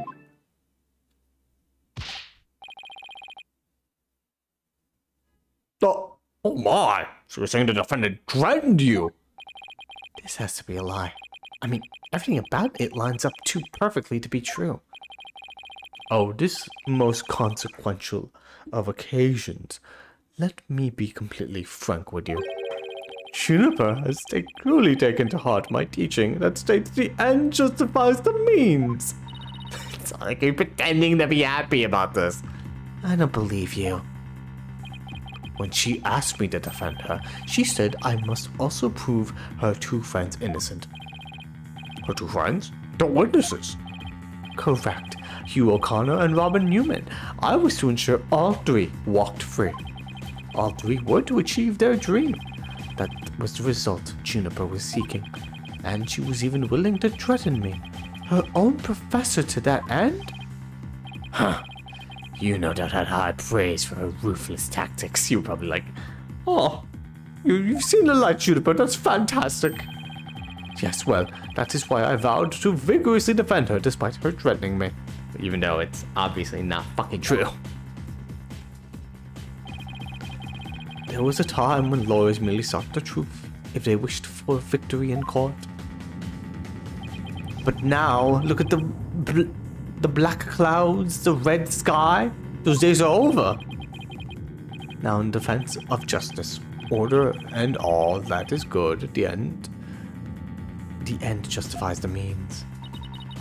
I'm so sick of hearing that phrase. You keep saying it every fucking time in the script. Though it truly grieves me, I must tell you this. Forsake the truth if it's victory you seek. Steel yourself for this new courtroom reality. That does it. He's gonna regret dragging those dismal, depressing ideas in here. Since he's already surrendered to the dark age of law, it's up to me to fight it. Why so silent, Sykes-Dono? Something the matter? This is a court of law.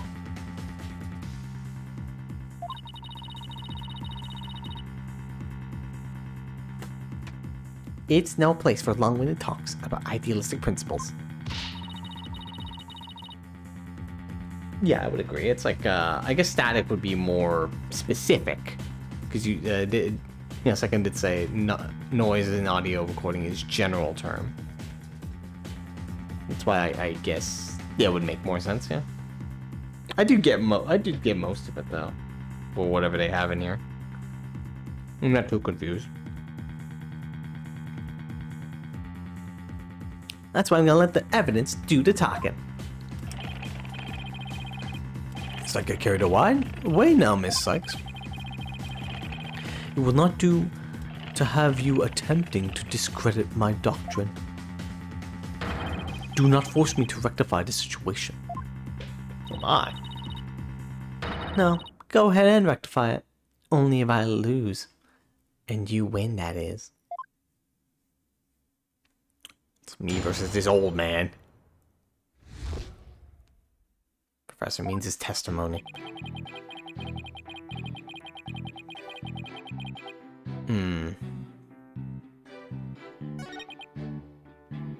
Might as well start pressing these. I thought our client would have come to you with something like that. You have a point there. If only Professor Court had been alive, I suspect Juniper would have gone to her instead. So, our client came to talk to you after Professor Court was dead. Let's go through this step by step, shall we? First, Juniper came to me that day. Oh, and then you're gonna do this. I should get some liquid. But instead of water.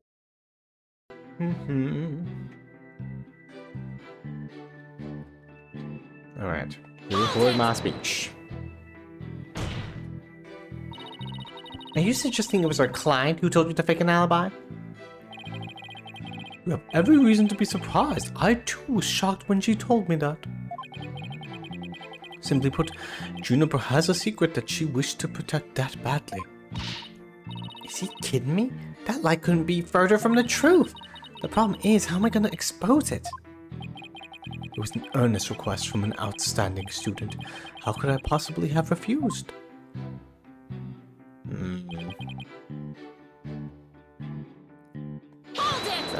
That's the biggest load of bull. Did you consider that a threat? Yes, but it's now you. It's now you to whom she has passed her demands on to. Miss Sykes, you must realize that you two are being used by Juniper. What? Your Honor, I ask that you two do not let her feigned weakness and innocence fool you. Juniper Woods is quite clever and extremely tough. And perhaps most important of all, she's the fervent follower of my teachings. Objection! Stop sounding your bullshit. Your Honor, the witness's testimony is nothing but an attack on our client's character. Very well. Objection sustained. So be it. Nevertheless, the fact that she threatened me is immutable.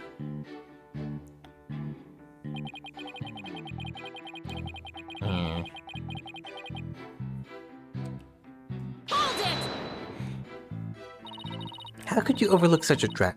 As a teacher, it's your duty to discipline students. Yes, well, perhaps I do have some serious reflection to do on this matter. I suppose it was just wishful thinking on my part. I wanted to believe that Juniper hadn't actually committed the murder and that she hadn't meant to threaten me. But really? Please do explain. Long had I waited for a student who would embody my teachings.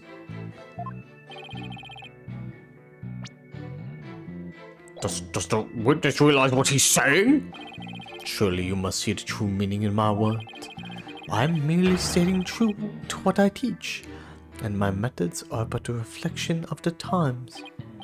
Oh wow, his way of thinking is really warped. But I haven't heard any inconsistencies yet. I wouldn't be so sure. Really? The more he tries to avoid logical inconsistencies in his testimony, the more likely we'll see inconsistencies between his actions and words. It is a dark age in which we live, and there is much I would like to say on the matter. There's much I'd like to say on you, jerk. But when I said, humane, huh? Humane to get her away off of murder? You were trying to protect our client? Yeah, right. You'll say anything to pin the blame on Junie. What a frightful look.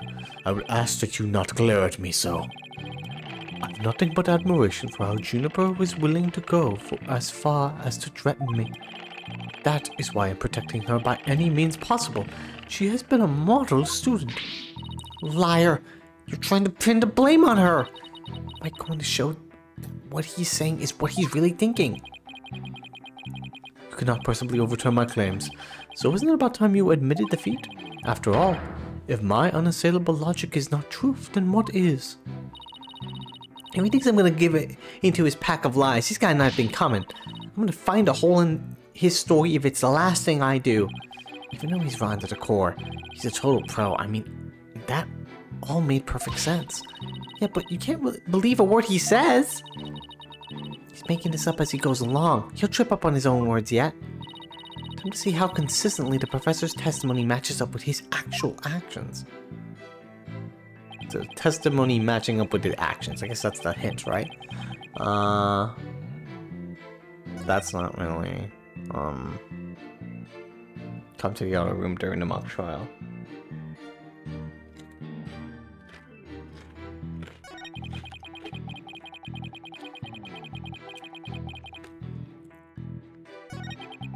He also said I become an accomplice after losing my alibi due to the pre-recording.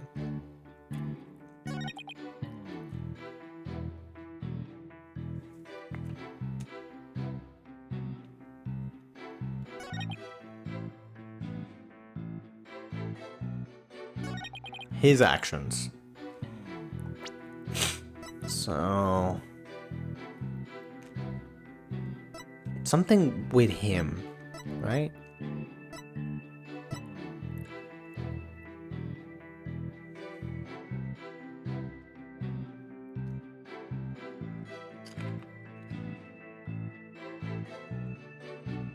Why the tape recorder? Why put this in? This would have accused Juniper. It's a tape recorder. Objection! Maybe he was trying to get a pen done, you know, on the murder. I think maybe he could have probably, if he was selected as the defense attorney, he would have tried to get her off of the murder. But since he wasn't, he probably was jealous of it all, and it was like, all right, fuck it. Guess you're gonna get imprisoned. Bye. Also, the tape recorder was introduced in the first trial.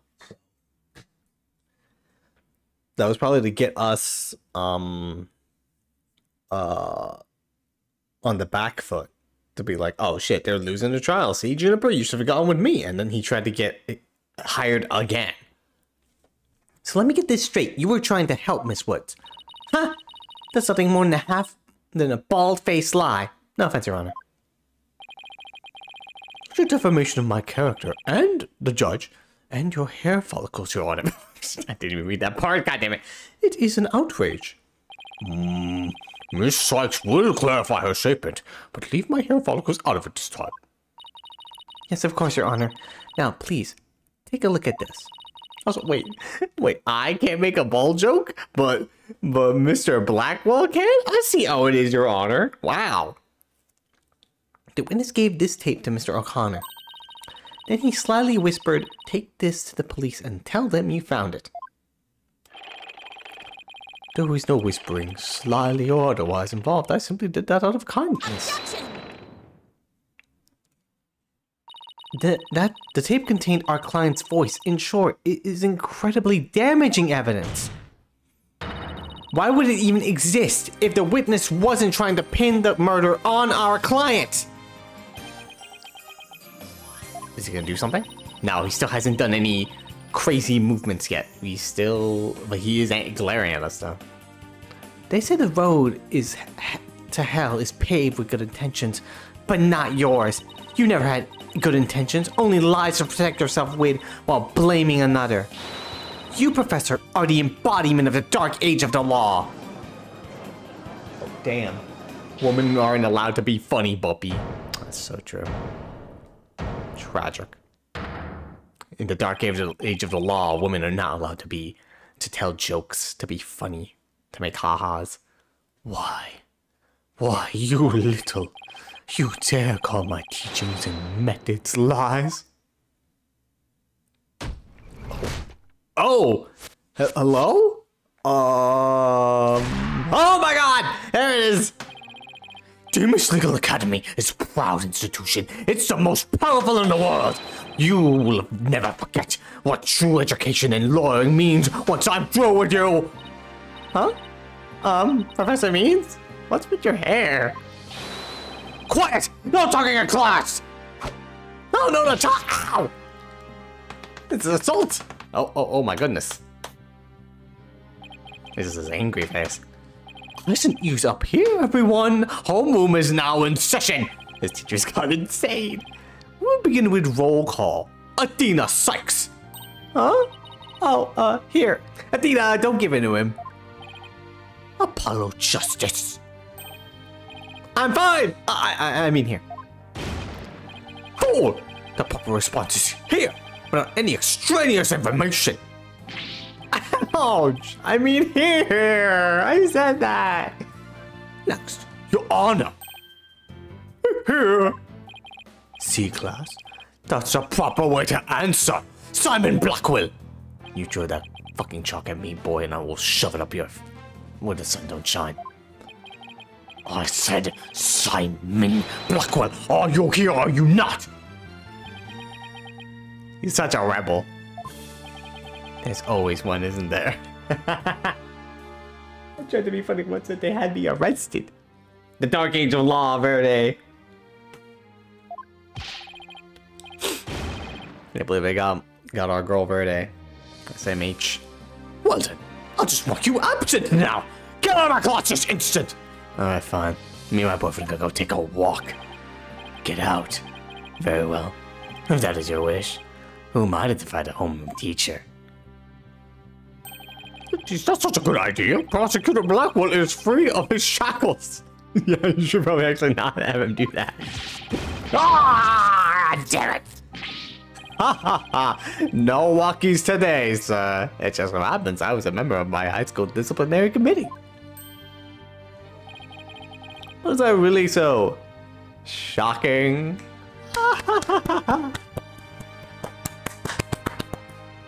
Thank you. Constabulary lapdog to teacher's pet. What a malleable mug you are, Fulbright. Very good, Bobby.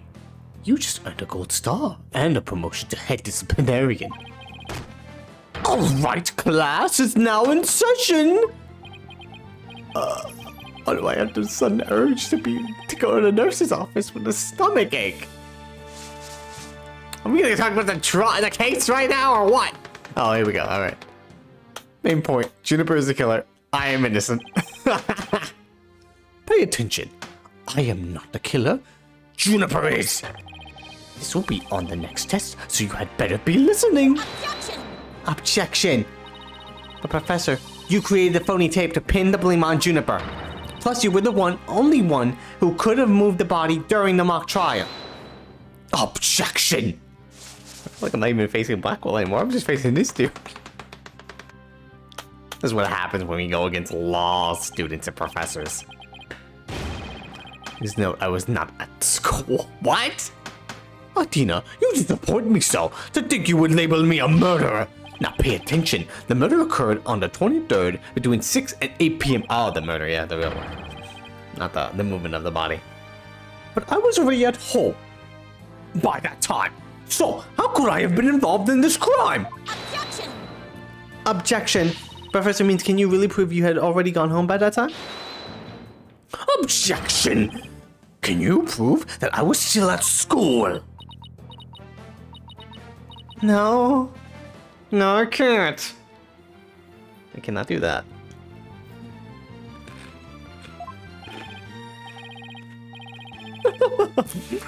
So you admit it. Well, you just earned extra credit for your honesty. I have to keep taking that thing out. That's a public, that's a piece of school property. You're breaking it, man. But you've also earned yourself a laboratory cleaning duties until you graduate. Well, damn. Ew! I do enough of that. No, wait, I'm sorry, what? He makes you clean them now? That's so mean. Oh, Robin! No way, man! I totally object. I do enough of that at the office. Well, she is the new girl now, so I guess she has to do it. That's so messed up. I guess they don't have a janitor. Someone's gotta do it. Robin?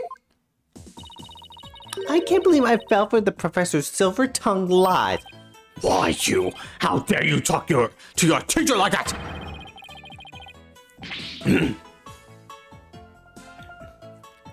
Whoops.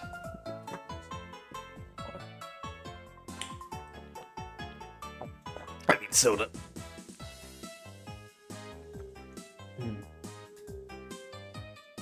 I'm not listening to you anymore, man! No way, no how! Now I have a confession to make. You know those 2 statues that were on stage? I didn't make them all by myself! Statues on stage? Do I want to know where this is headed? He helped, didn't he? I was able to finish one of them. The last bell rang before I had time for the other one. So I asked Professor Means to make it for me. In other words, the professor was there on the stage after the last bell. Right! And it would have been way past 7 p.m. before he could have finished. Professor Means was still at school? This is incredibly important testimony. Dun, dun, dun, dun, dun. The professor told me I'll take care of it. I thought my parents would let me be an artist if I said I'd made both statues myself. I'm so sorry for not telling the truth. Robin. Objection! Quick! Somebody get this juvenile delinquent out of my sight! Simon, you're the head honcho among the delinquents. Do something! Attack him, I hate this dude. God, who's in charge of the class? Pin around here! Not interested. But if you want a class in swordsmanship, I'm your man. Of course, only real blades will do. No swords at school. All weapons will be confiscated. Nurse, What's a school nurse when you need one? good lord, he's losing it. It would seem Sextona seeks a showdown, Professor. In which case you would do well to draw your staff quick as lightning. Very well. Then I will just have to prove my innocence myself. The real lesson begins in second period. Prepare to be served old school style. What does that... Oh, never mind. A testimony, please. He's like, I can't keep up with this dude. Professor Means' work of art. Makes sense to man that looks like a statue made a statue. Now pay attention. Robin took over half a day to complete one statue. I, however, finished most of the other statues between 7 and 8:30 p.m. The defendant Juniper saw the 2 statues with her own eyes at 8:30 p.m. Completing a statue so quickly meant I could not leave the stage for a single second. How could I have possibly had the time to go to the art room and commit murder? You're saying the defendant saw the finished statues? Precisely. She said so herself at the detention center yesterday. Her defense team was there and heard her say so too. Don't try to deny it now. That evening, I went back to my dressing room to get something I'd forgotten there. As well, after the last bell rang, I'd say it might be around 8:30. That's why I noticed that both stage statues were finished. They're quite large and they each covered with a white sheet, but I could tell. All right, the professor was there when that matter came up. Before I address the professor's charges, I have a question for Robin.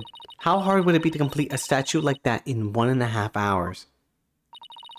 It would probably take me at least twice as long. So personally, I think it would be incredibly difficult to finish in that short a time. Damn it. I didn't expect that didn't exactly help our case. But he won't get off that easy. He's bound to stumble over his own slippery means.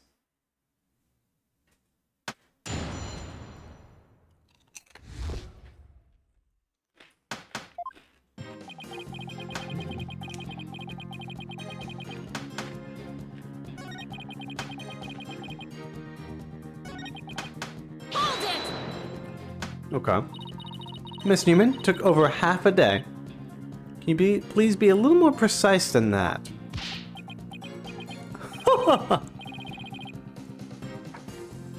What a wonderful question. He was having quite a tough time, you see. Oscar Gavin's statue alone took her from the morning hours to the evening. Well, that is a rather large statue, after all.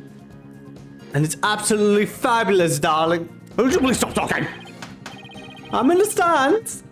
Don't be silly. It merely exposes the difference between student and teacher.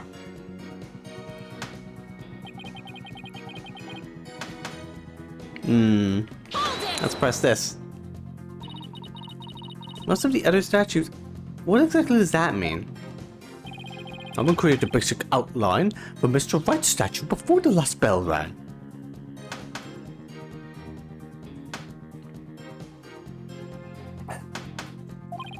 I intend to complete the rest of it. I see. In academics as well as art, learning the basics is incredibly important. In short, you skipped the most important part of statue making, didn't you? Objection! Why, you insolent little! It is the practical applications built upon the basics that take so much time. Professors such as I mastered the basics a long time ago! Unlike Miss Fancy Pants here, who lacks all lawyerly fundamentals. Hey, she still got her law degree at the age of 18. That's pretty impressive. I'll quiet you. Now, do you understand? I did not leave that stage until I was done. Well, Miss Sykes, do you accept the witness's claim?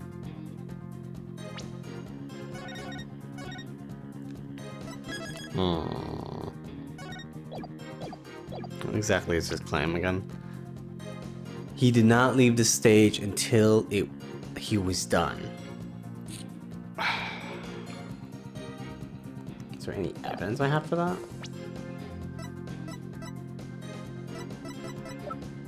I mean, this statue here is something important. So if he was doing the statues, then he must have made this one into what it's not supposed to be.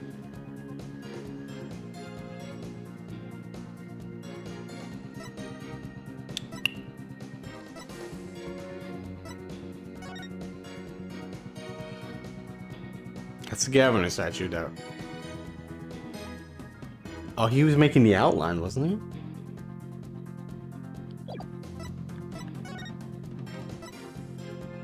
Where? What? Hang on.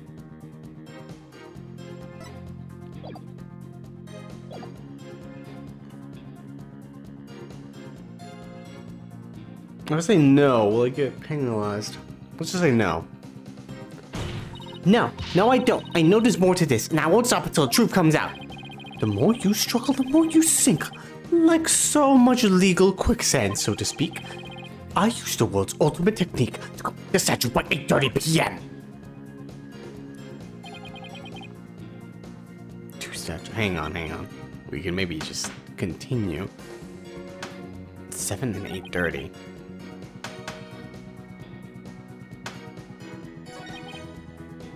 I finished most of the other statues between... Most of the other statue between 7 to 8. But by 6, Robin was already started making the statue by this photo. It's only 6 o'clock still, and... Oh, the time! This photo is... Oh, the time comes into play. Maybe he messed with the clock when the final bell rang. It wasn't really the final bell.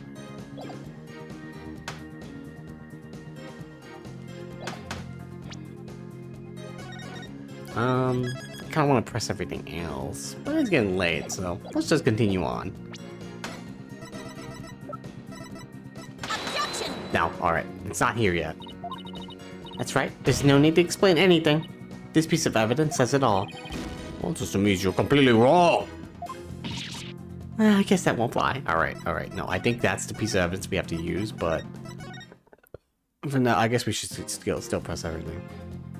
You have to find the specific one.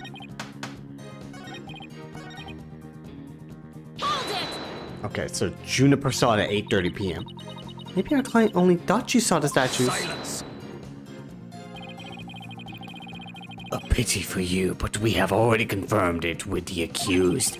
She's on record as having seen both statues. Yeah, that's true. Just thought I'd give it a shot, you know. I have the ultimate in courtroom techniques. It is absolutely airtight. I will bury you. This will be your final resting place along with all you believe in you. Good lord. Is there no way to get at this guy? This man just threatened my life. You better pay attention. Pay very close attention.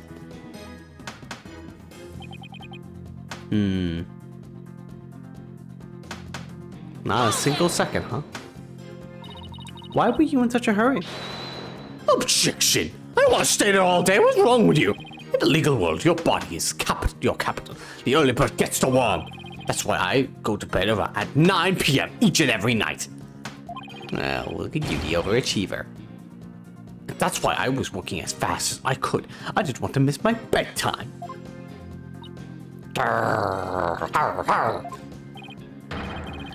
Well, ready to concede that I never left the stage? No. Well, Miss Hooks, do you accept the witness's claim? No. No, I don't. Be careful, Adina.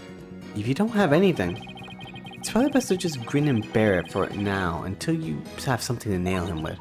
But, Will you cease the nonsense? I'm quite busy today, as I was the night of the crime. It's 2 times he's asked me that now. How could I possibly have had the time to go to the art room and commit the murder? Yeah, but you could have taken a short break or something. Preposterous! I didn't even have 10... How many chalks do you have? 10 minutes to spare. Not even 5 for a visit to the laboratory. To ask you, Your Honor, do you find anything wrong with my claim? So far, it appears your statue making was quite a difficult chore. And I see nothing that could overturn your claim that you never left the stage. But the art room is only a few steps away. What's the plan? All I can think of is pressing him like crazy. That's all I can think of too. We'll just have to seek out a hole to exploit. Then that must mean, okay. The one where Apollo said something. We have to accept it.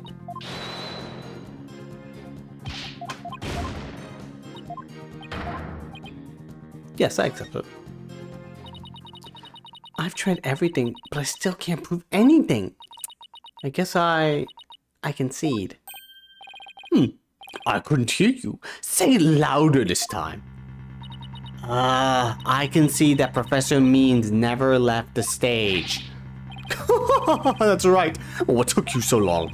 I was there at the stage the entire time. I couldn't have possibly committed that crime. I'm not gonna give up here. I'm afraid I have to side with the witness, Miss Sykes. And unless you have any further objections, I'll have to put this issue to rest. Objection! Not yet. The defense still has an objection. Athena, you've thought of something? Well, as I said, not yet. Oh, so it's time for some legal smoke and mirrors. Not yet, Athena. It's not yet time to quit. It's at times like these, when it seems like there's no way out, that you have to... Yeah, I have to turn the case upside down. Instead of focusing on whether Professor Means could have gone to the art room, I should focus on how he could commit murder without going there. It seems our young lady has a real bona fide idea. But I'll use any means necessary. Even catch like stoned. evil distractor! Who put the bird at school? Hey, thanks, Blackwell. Sykes, Donald. If I hear one word of your usual jibber-jabber, I'll have your head. The murder occurred in the art room, yet the witness was on the stage. How do you propose to fill the vast gap between these two key facts? If I accept the premise that the professor was on the stage the entire time, the only other answer is that we got something else wrong. Wait, that's it! Every last one of us made a huge mistake. We were totally wrong about the suspect, the murder weapon, or the crime scene. Probably the crime scene. I'm thinking about it. We still don't know what happened with the governor's banner. That's something that could be interesting there. Oh, maybe the blood pooled on that. He stabbed her. That could be it. If Professor Means was on the stage the entire time, then he must be the killer. Objection! Ridiculous! The defense has become utterly incoherent. Objection. No, it's just that the murder wasn't committed where we thought it was. Continue, Sykes, Donald. Okay, the murder was actually committed here. On stage. The greatest riddle of this case has been how the body was moved from the art room. But if the murder occurred on the stage, that means the body was never moved at all. Objection! Well, you're right. Murder occurred in the art room. Silly girl, when the body was found, there wasn't a drop of blood on the stage floor. Surely there would have been some blood if that's where the murder was committed. There wasn't any blood on the stage? Really? But there was something on stage that, at the time of the murder, that's now bloodstained. The school banner! It's true, there are no bloodstains on the stage floor, but there was something on the stage that did have bloodstains. And that would be this, the school banner.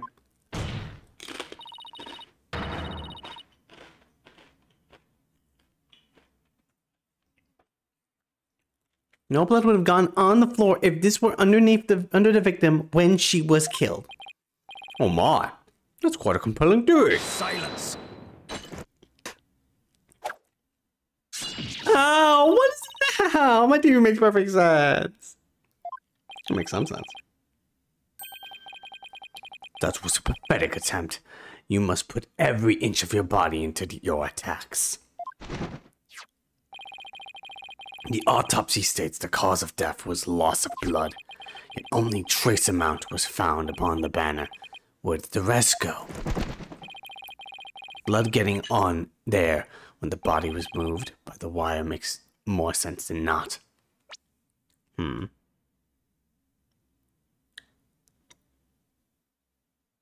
That's true. There's not that much blood on that. But the governor's one. Very good, Simon. Tell me, what's your first choice for higher education? I'll write you the ultimate in recommendation letters. You're all but guaranteed to get in. I'm a lawyer, jackass. Actually, the defense has something to explain that as well. If there was only trace amount of blood on the school banner, then there must have been something else the killer used to soak up the blood. All I have to do is figure out what. This is what soaked up most of the victim's blood. The governor's banner. What? It looks like there's some other piece of fabric on top of the school banner. It's the governor's banner that had been specifically made for the school concert. Achtung, baby! Since it's on top of the school banner, the blood would have hit it first. It could have easily absorbed most of the blood like a dishcloth. and only a small amount would have soaked through the school banner below. So it makes total sense for the school banner to be the only have a little blood on it. Yeah. So that banner absorbed the blood like a dishcloth. That would explain it. So the murder always happened on the stage. That's crazy. The Gavinus banner was like a dishcloth? Surely it was at least towel quality.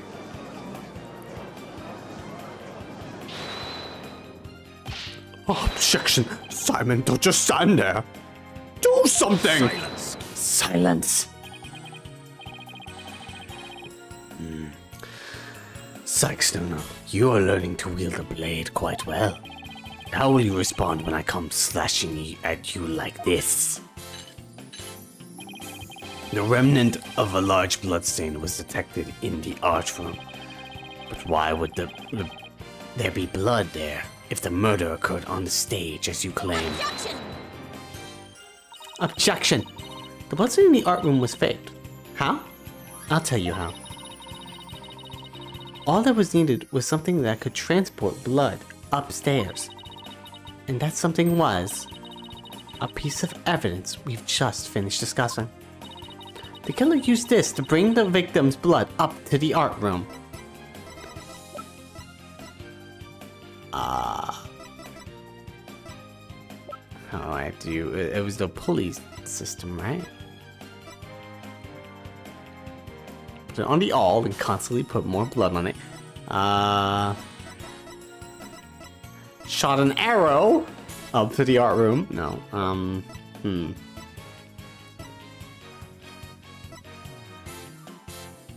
The stage backdrop. The crane, wasn't it? No, we can't make. We can't even operate a crane. It was the pulley system. I just don't know which one.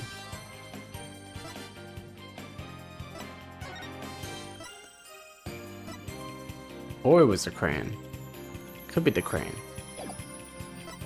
But first, yeah, there's no.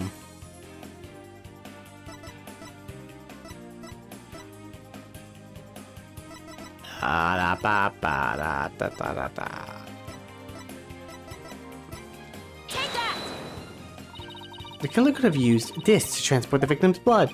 Don't say, could you explain how that is possible? Your Honor, nothing is impossible if you put your mind to it. Besides, all you need is... Objection! Selfish arguments like that have no place in a court of law.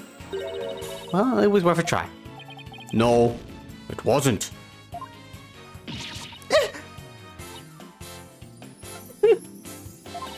I guess it really wasn't. Transport the blood upstairs. That's something I know. It's a piece of evidence we just finished discussing.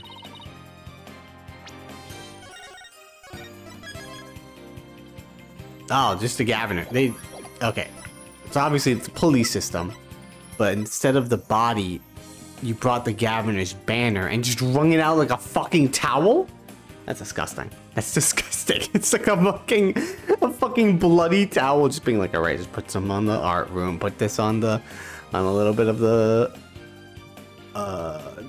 ceramic plates or the stuff they put on there. The cups. It's the banner. I think you stoop so low as to present mere garbage to the court. It's only garbage because someone tried to destroy it by tossing it in the incinerator. That someone was most likely the killer seeking to get rid of crucial evidence. The killer used a wire to bring the blood-soaked Governor's banner to the art room. That being said, the fact that it didn't drip blood along the way is kind of insane. Then the blood was wiped into the floor to complete the ruse. It makes perfect sense.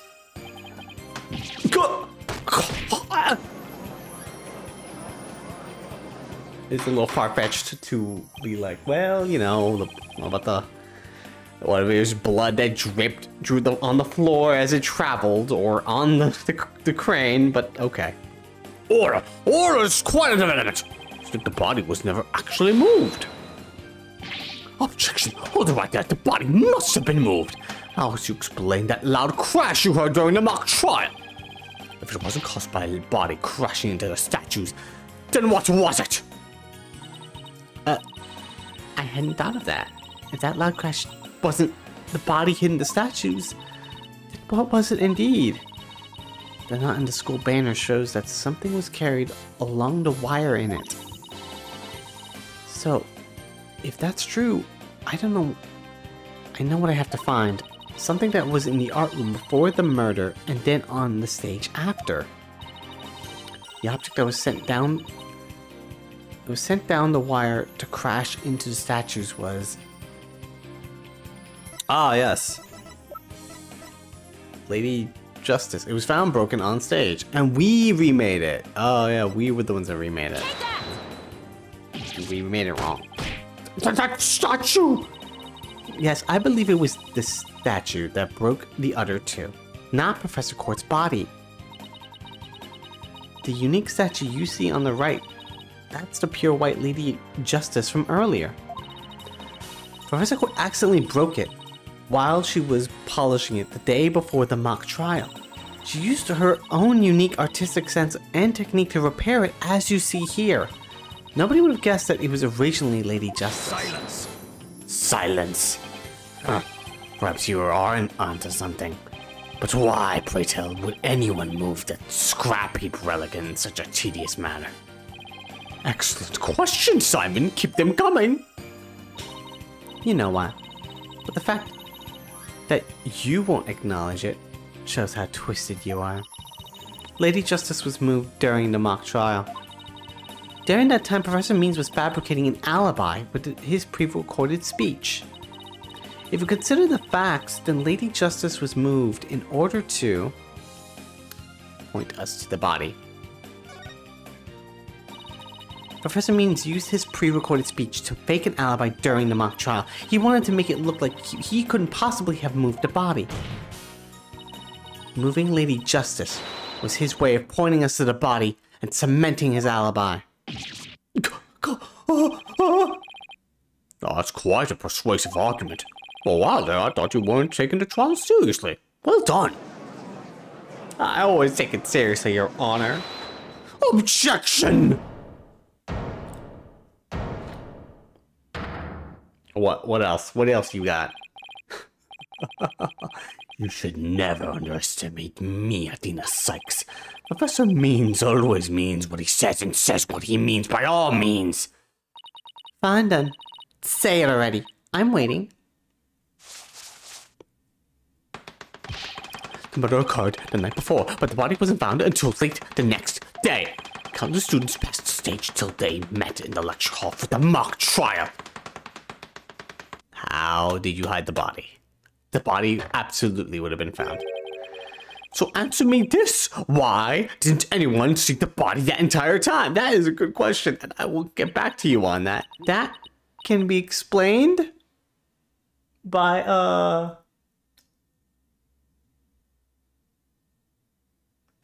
What? If the victim was murdered on stage and left there, the body would inevitably have been discovered. We would have heard Monokuma say it. The body has been discovered. And of course, there was nowhere to hide a body upon that stage. This is not good, Athena. Our claim is this close to being beaten to a pulp. I know, but we've come so far. Consider yourself schooled. I couldn't have possibly killed anyone. Viciously put that one in. The killer is none other than Juniper Wood. It's always been, and it always will be. I'm thinking. You hid it in a box. Poor Juniper. She must seriously regret having asked you to defend her. And to add insult to injury, you nearly had Hugh convicted for murder. Surely you haven't forgotten that little fiasco. Stop rubbing it in. Oh my god. Athena Sykes' attorney's badge is just for shit. Wow. Alright. Not only did you fail to defend your client, you also raised false charges against her friend. You have no right to call yourself a lawyer. Athena, don't. Athena, no. Athena, calm down. You're losing it now, girl.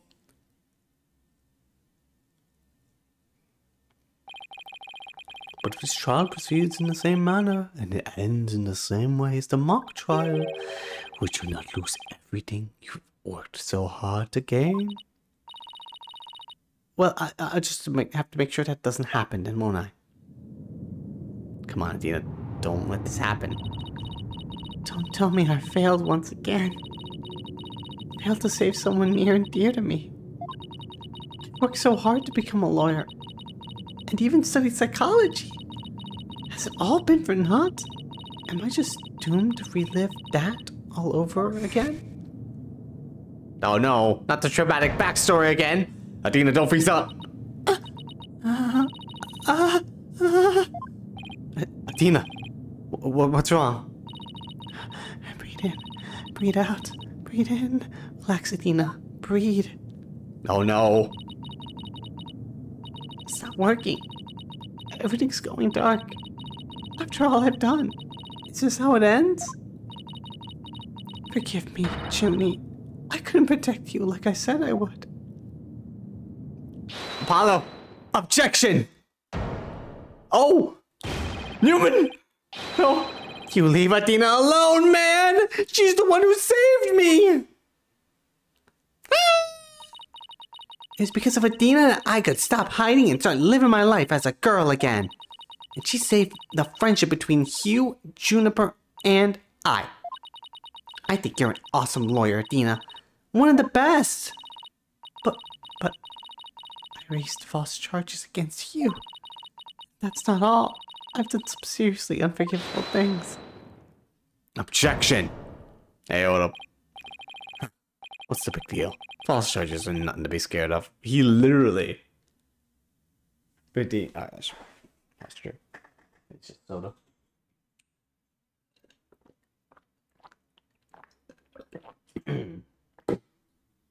But he literally confessed to the murder twice. So, yeah, whatever. False charges are fine, I guess. And I'm not even mad at you. I should really be thanking you. You used legitimate means to expose my wrongdoings and give me a chance to re-examine what's important. But what does it matter if I can't save Juniper? I mean, the whole reason I've come so far is... Objection! It's not over yet, Dina.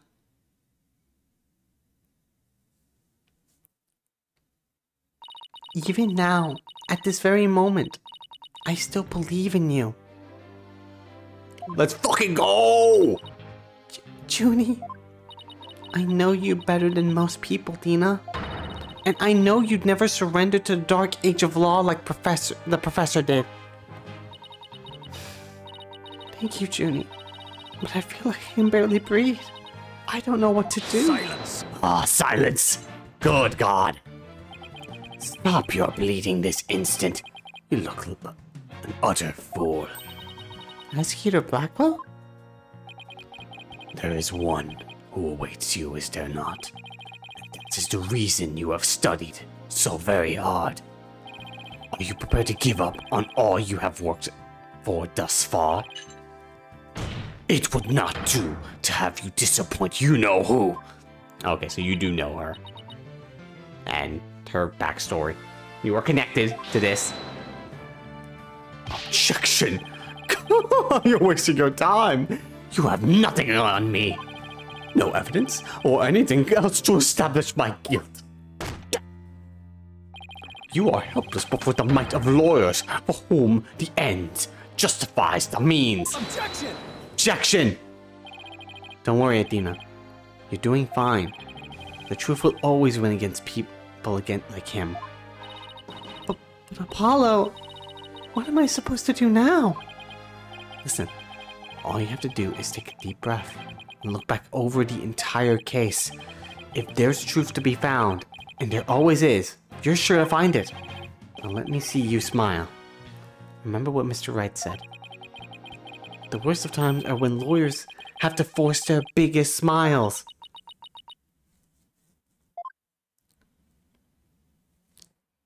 Time to force your smile, Latina. Let's go. Before it's her dad. It could be her dad. That would be so crazy.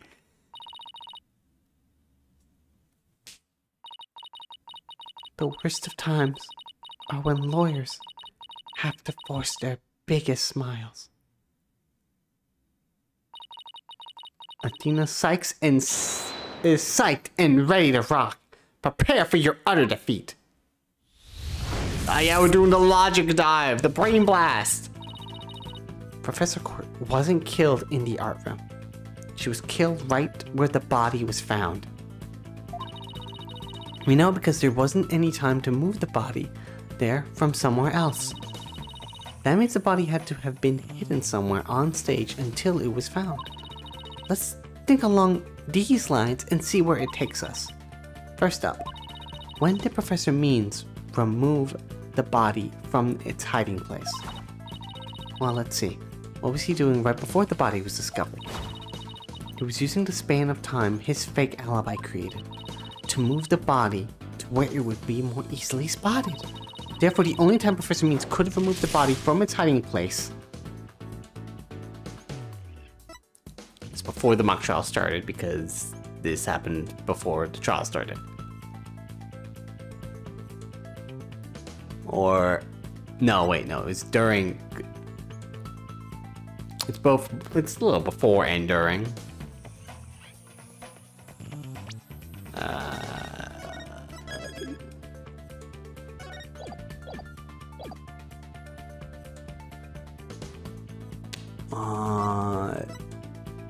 Definitely not after. Let's say before, because his speech. Does the speech technically count as the start of the mock trial? Let's say before for now. Before the mock trial? No, that can't be it. Hugh testified that he'd seen the body before the mock trial. But it turned out he was lying to protect Junie. The appearance of the body has to coincide with the time covered by the professor's alibi. So it's during the mock trial, okay. Splitting hairs on when the mock trial really begins, but yes, it was during the mock trial, specifically during the speech. Professor Means moved the body to an easily seen location during his long pre-recorded speech. Told 10 minutes. Professor also moved something to the stage that wasn't there before, specifically the white statue. During the mock trial, Professor Means wrapped up Lady White Justice in the school banner and sent it zipping down to the stage with a crash, killing 2 birds with 1 stone. He drew attention to the body and made it look like the murder occurred in the art room. Was there anywhere to hide a body on that stage? It doesn't seem likely. What about under the stage? No. There had to be someplace. Wait a second. How about something that should have been finished, but was only mostly done? Something that was used to cover the body up, but it didn't draw undue attention because it looked like it belonged there on stage. In that way, no one could suspect there was a body hidden inside. What was already on the stage, incapable of concealing a body? Oh my god. The body in the statue?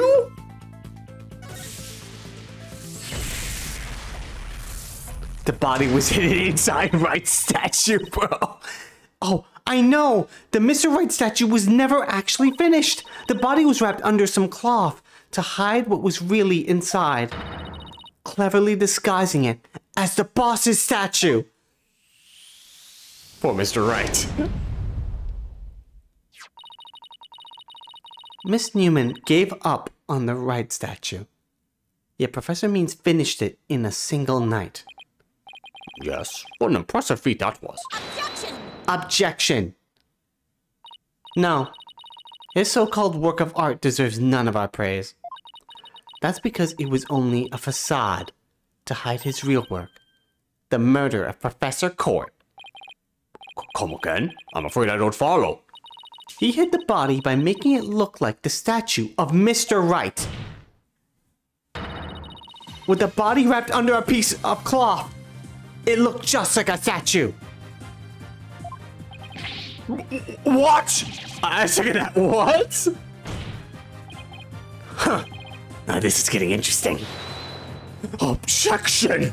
No. This is getting preposterous! Oh, how would such a thing even be possible? Objection! We never know until we try. Uh-oh. I think I know where this is going. We're gonna cut the pieces right now? Okay, Apollo. Time to turn me into a reasonable likeness of Mr. Right. I'm going to pose like the statue. Like so.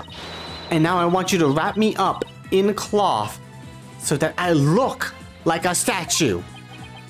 I hate to ask the obvious, but where am I supposed to get this magical cloth? Miss Newman? Do you have a cloth? I'm afraid that isn't the right color, Mr. Justice. Well, given how sudden the request was, it's kind of the best I could do, Your Honor. Alright, I think that about does it. Oh my god. Now, what do you think, everyone? Do I look like just like a statue of Mr. Right or what? That. Yeah, I guess. Damn, that makes so much sense. Then he was gonna complete it, but it was wrapped up. So it looks like some random person to me.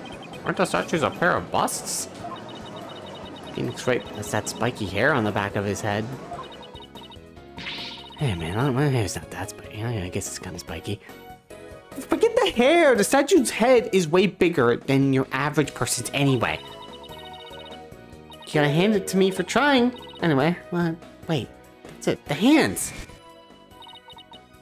Oh, the arms! I totally forgot about the arms! Her arms are raised over her head, and there are dark bruises around her wrists. Yeah, the professor was probably tied up or something. The marks on her wrists indicated that she'd been tied up. Apollo, tie me up in a new pose. Wait, you're not into this kind of thing, are you? What? Apollo's like, huh? What? No! Besides, it was your idea. Just tell me how to tie your hands already. Professor Court's wrists were tied together, and I can't help but think that's related. How should I arrange myself to match the shape I want, given her hands were tied? It's an objection pose, behind my back, behind my head. Oh, I mean, it is an objection pose, isn't it? Both my hands in an objection pose. You sure? What about the spiky hair on the back of your head? Oh, I know, the boss is right here. Go pull some out and you can glue it on. I'm sorry, you're gonna do what now? I'm leaving. Okay, I'm on it. Objection! Objection! Ouch! Ow! What do you think you're doing, Apollo? Stop! God damn it. Sorry, Athena. I couldn't do it. You would have told me to clean the toilets for a year. Don't be such a wimp. Oh, how unfortunate. And I was so looking forward to seeing what that was. Oh, no. Oh, I guess I was wrong. Well, at least we got that fun little thing. It's all Apollo's fault. Guess I better think of something else. Huh?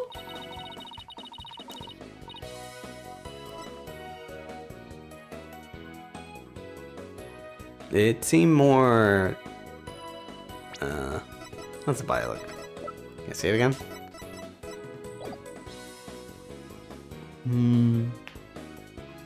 Probably behind the back. If I really think about it. To make it look like a... I have no idea. How about trying to tie my hands behind my back? You sure? What about the spiky hair on the back of the head? I don't have this massively long hair for nothing. Just use some super glue to bond it into place. Silence, fool. You shall ruin your hair. Lucky for you, no such glue residue was found on the victim. Huh? Oh, when you're right, you're right. You had me worried for nothing. Oh, we seriously have to match the fucking spiky hair on his goddamn head? Loading this just in case I need another, a freebie. Here. It's Apollo's fault. I guess behind my head. It's like, yo, Judge? Oh man, he's into some freaky shit. Apollo, tie both of my hands behind my head. Oh my god. See? This makes it possible to fake the spikes on the back of Mr. Wright's head. Sure. But then, what about the statue's arm? With both arms behind your head? Yeah, that's what I was thinking. That's why I said objection pose. Head, you can't exactly complete the pose. Yeah, it would be awfully hard to make an objection pose like this. I can't help thinking you've forgotten something, Athena. Something on the body that you don't have right now. What did the victim's body have that I don't? The arrow? The arrow. Take that! Oh, right! There was an arrow sticking out of her side. Okay, Apollo, take that and plunge it to my side. What, are you crazy? Fine, then go get some duct tape. Rapido, Schnell! Alright, I don't need to know other language to know bossy when I hear it. Ta-da! The fatal arrow to the side. The spiky hair created from 2 hands. A masterpiece in the making. Now cover me with that cloth. But remember to make the arrow stand out, okay?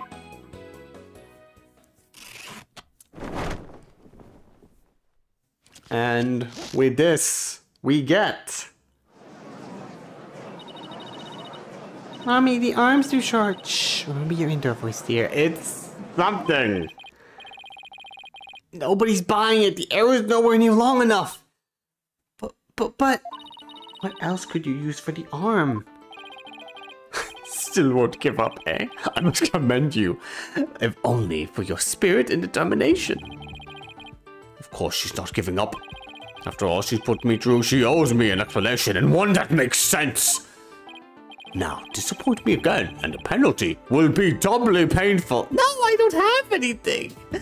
I'm gonna have to sit through a game over screen. I haven't sit through those in a while.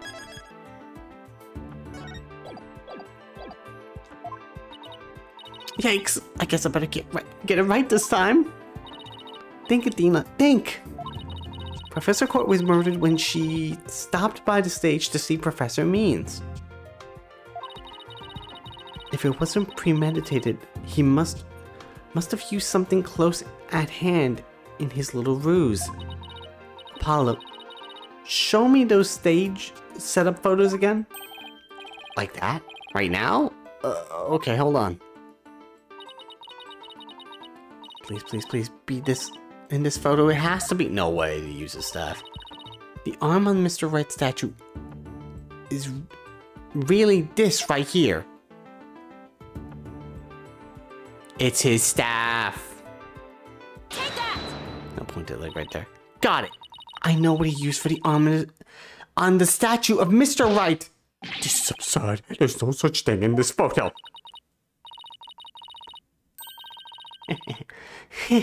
Don't play dumb with me, Professor. It's a staff you have right there. Staff! This is a spear of great legal warrior. Whatever. Just hurry up and lend it to me.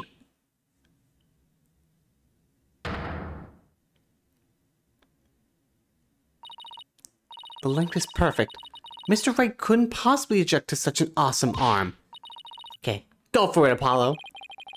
Sure, I'll give you your arm and a hand.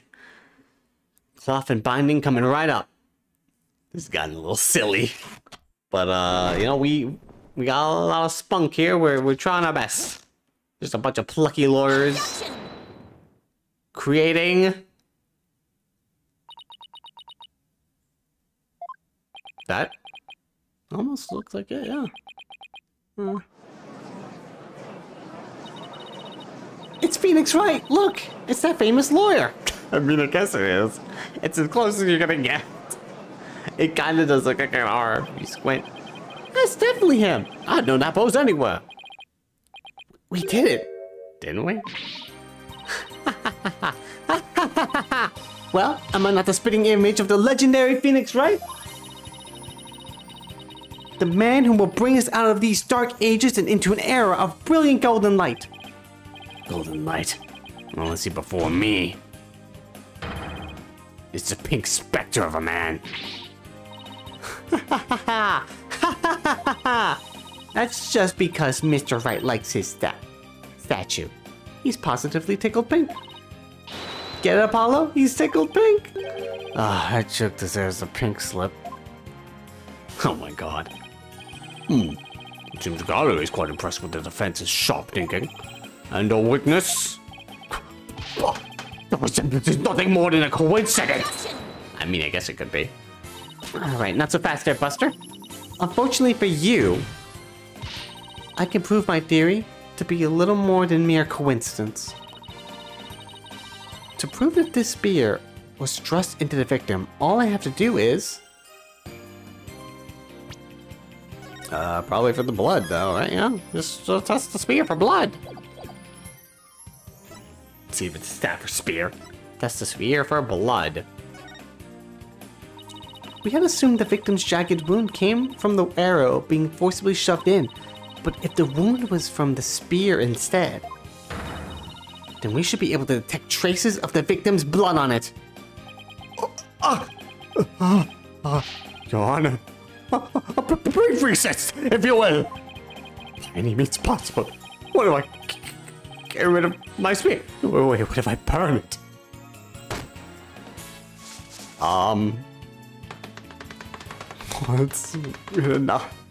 What's wrong with a non-guilty verdict? Do that. I'll be found innocent. Yes, I'm innocent, I tell you. Huh. Surely you don't expect us to take lectures from you now. Now I ask you, in the gallery, help me decide the professor's fate. Oh, you suck. Back from detail. Retake the bar exam.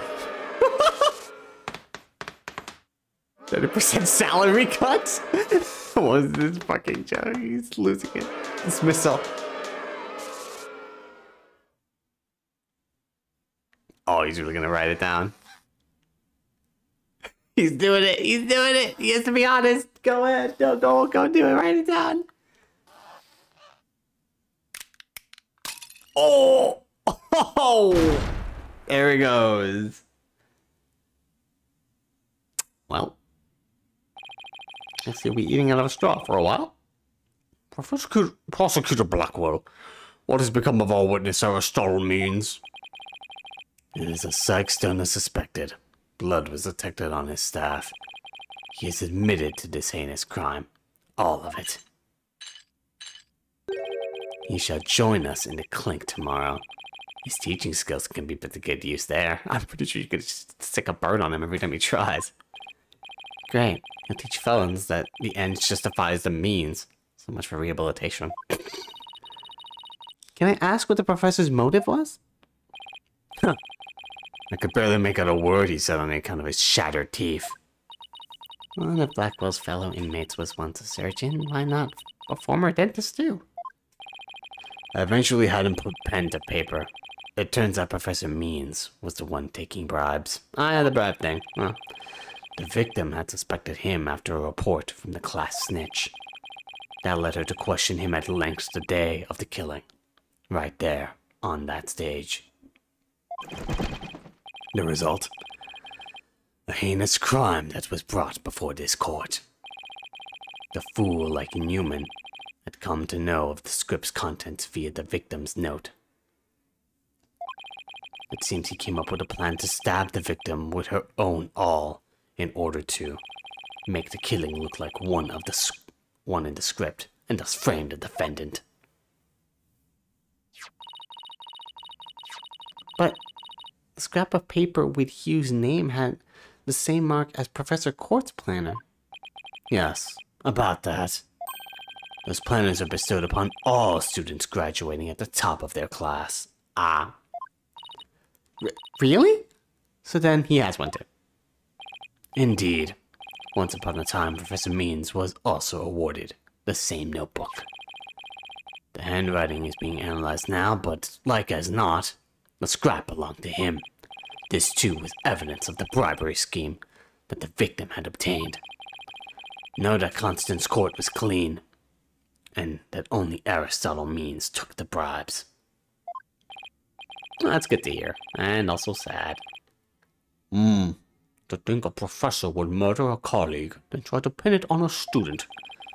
Is this the dark age of the law? Then we can only hope that a brighter future awaits. And the first step is to hand down my verdict for a promising young lady. This court finds the defendant, Juniper Woods. Yeah, yo, what up? It's me, Juniper Woods. Not guilty! Yay! Woo! Confetti! We did it!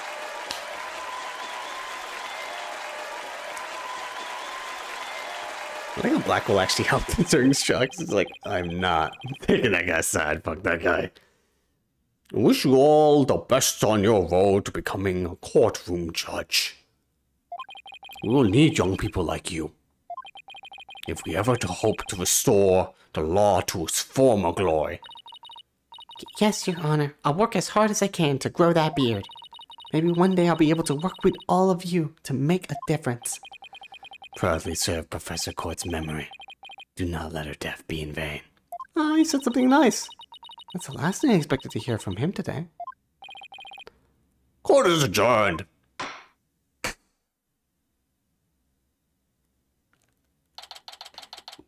October 26th. District Court. Defendant. Lobby. Number 3. Thank you, Dina. I really mean it. It was nothing, really. I could take the biggest tangled mess of a case and unravel it, just like that. I don't know. You look pretty wound up there in the end. Literally and figuratively. True. You look pretty hungry for a knuckle sandwich, Buster! I wanted to thank you too, Apollo. Don't mention it. Oh, this is where it starts to crush. The way you were always there for Dina when she was in a bind. Literally and figuratively. And at the detention center when your smile gave me hope when there was none. It was like the warm rays of the sun shining down on peaceful woodlands. Oh my god. Did you just take up knitting right now? I think you're an absolutely amazing person. Thanks, Juniper. That means a lot to me. Well, I still have lots of work to do. I can't wait until we see you on the judge's bench. I promise I'll get there someday. That's why until that day, I'll... Guys, I got some big news. I mean, this is huge. Oh, am I interrupting something? Literally, like, the case happened. We finished the trial.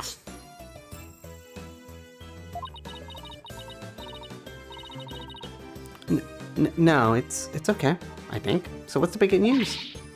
The school festival. It was supposed to have been canceled after what happened, but... we just got a call. In memory of Professor Constance Court, who worked so hard to make it happen. The festival is being extended one extra day until tomorrow. Hooray! Really?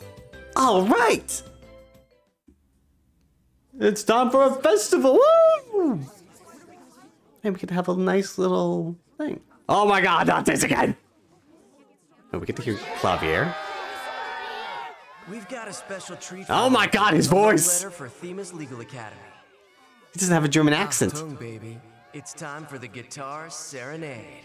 What is his German accent? No, not the guitar serenade! Not the PTSD!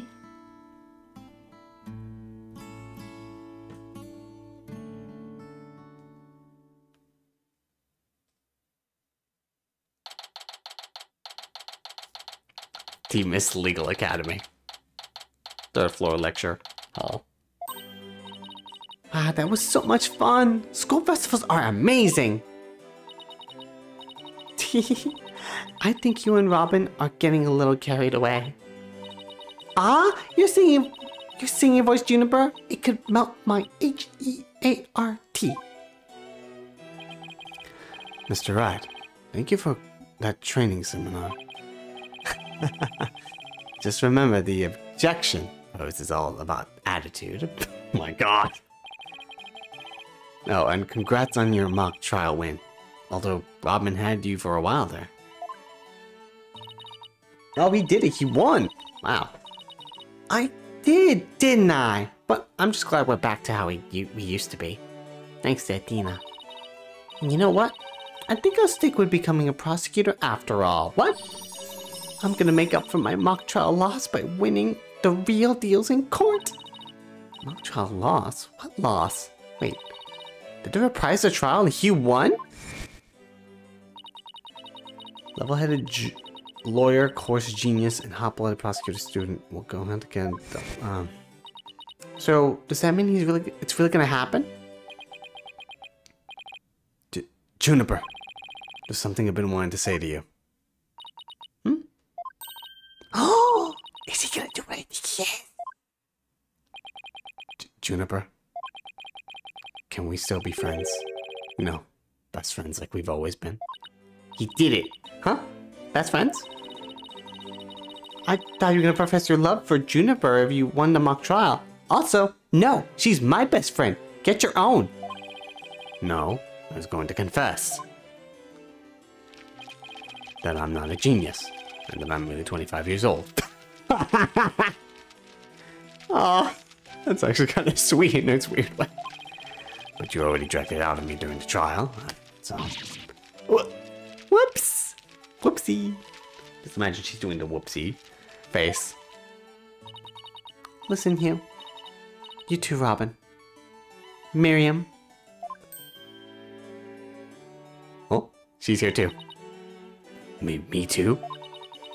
Miriam's got this tactical espionage action stuff down to a science. Can't wait to see her in Metal Gear Solid Delta. I've been thinking, it's up to us to put an end to the dark age of law if we can. Let's all work together to usher in a new age, where winning only results from the truth, and the end never justifies the means. Count me in! I wouldn't have it any other way. Colonel. Thank you, Miriam. I don't know if that was an agreement. You just sort of said snake noises, but okay, sure. Best friends forever, huh? No matter what anyone says, nothing beats true friendship. This was a very nice case. You bet. And what about your BFF, Apollo? Yeah, your boyfriend. What about him? Aren't you a bit old to be using that word? But, yeah, he's the best friend a guy could have. Oh, we're talking about that dude. Which reminds me, we're supposed to meet up and gossip about the new girl in the office. Hey, no talking about me behind my back. What kind of guy is he anyway? Well, if I had to describe him in one word... Oh, damn it! And so after some slight arm twisting, Apollo promised to bring me to meet his friend.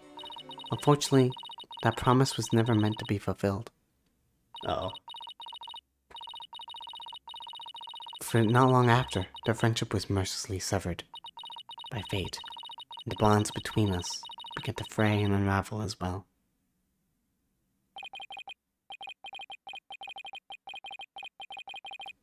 Sorry, but I'll taking my leave of absence. Oh, we're finally back at the beginning of the game! And now those words continue to ring in my ears. The discord in our ever-cheerful Apollo's voice made him sound so cold and distant. Why, Apollo? Why? Why would you leave us all behind?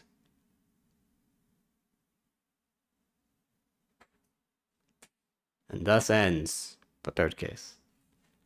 Yeah, you could have had a deeper voice. Give him a high-pitched VA during the cutscene. It's like, he's like 25. I mean, everyone's voice sounds different. That's it, though. The Cosmic Tournament. I'm sorry, what? Why does that say trial? You know what? We'll find out next time. Usually it's a day or investigation or just a beginning. You know what? I'll find out next time. That is it. We did it. We finished the third case. We are halfway done with the game. Technically episode 1's always the shortest, so we're like less than halfway done with the game, depending how long the special episode is about pirates or some shit. I don't know. That was fun. That was definitely a lot better than the second case. Usually it's the third case that's worse, but it's like they swapped it around this time. So that's funny. Guess have to lawyer up immediately next time we play this, huh? It should probably be Thursday. I'll probably go, yeah, I'm going by it that way. It'll probably be Thursday. For now, yeah, that was a really good case. I also like that, unlike the other cases, I always was hoping that there was like a moment of like, hey, let's all just have a tiny epilogue after the case. I always like, I like that was a thing. We got to hang out with these group of kids. These group of characters were very good. I think everybody, a lot of good characterization was in this case. It was very well made. Gave Athena a lot of time to shine as well. Yeah, all around fun time. Really looking forward to the rest of the game. So that is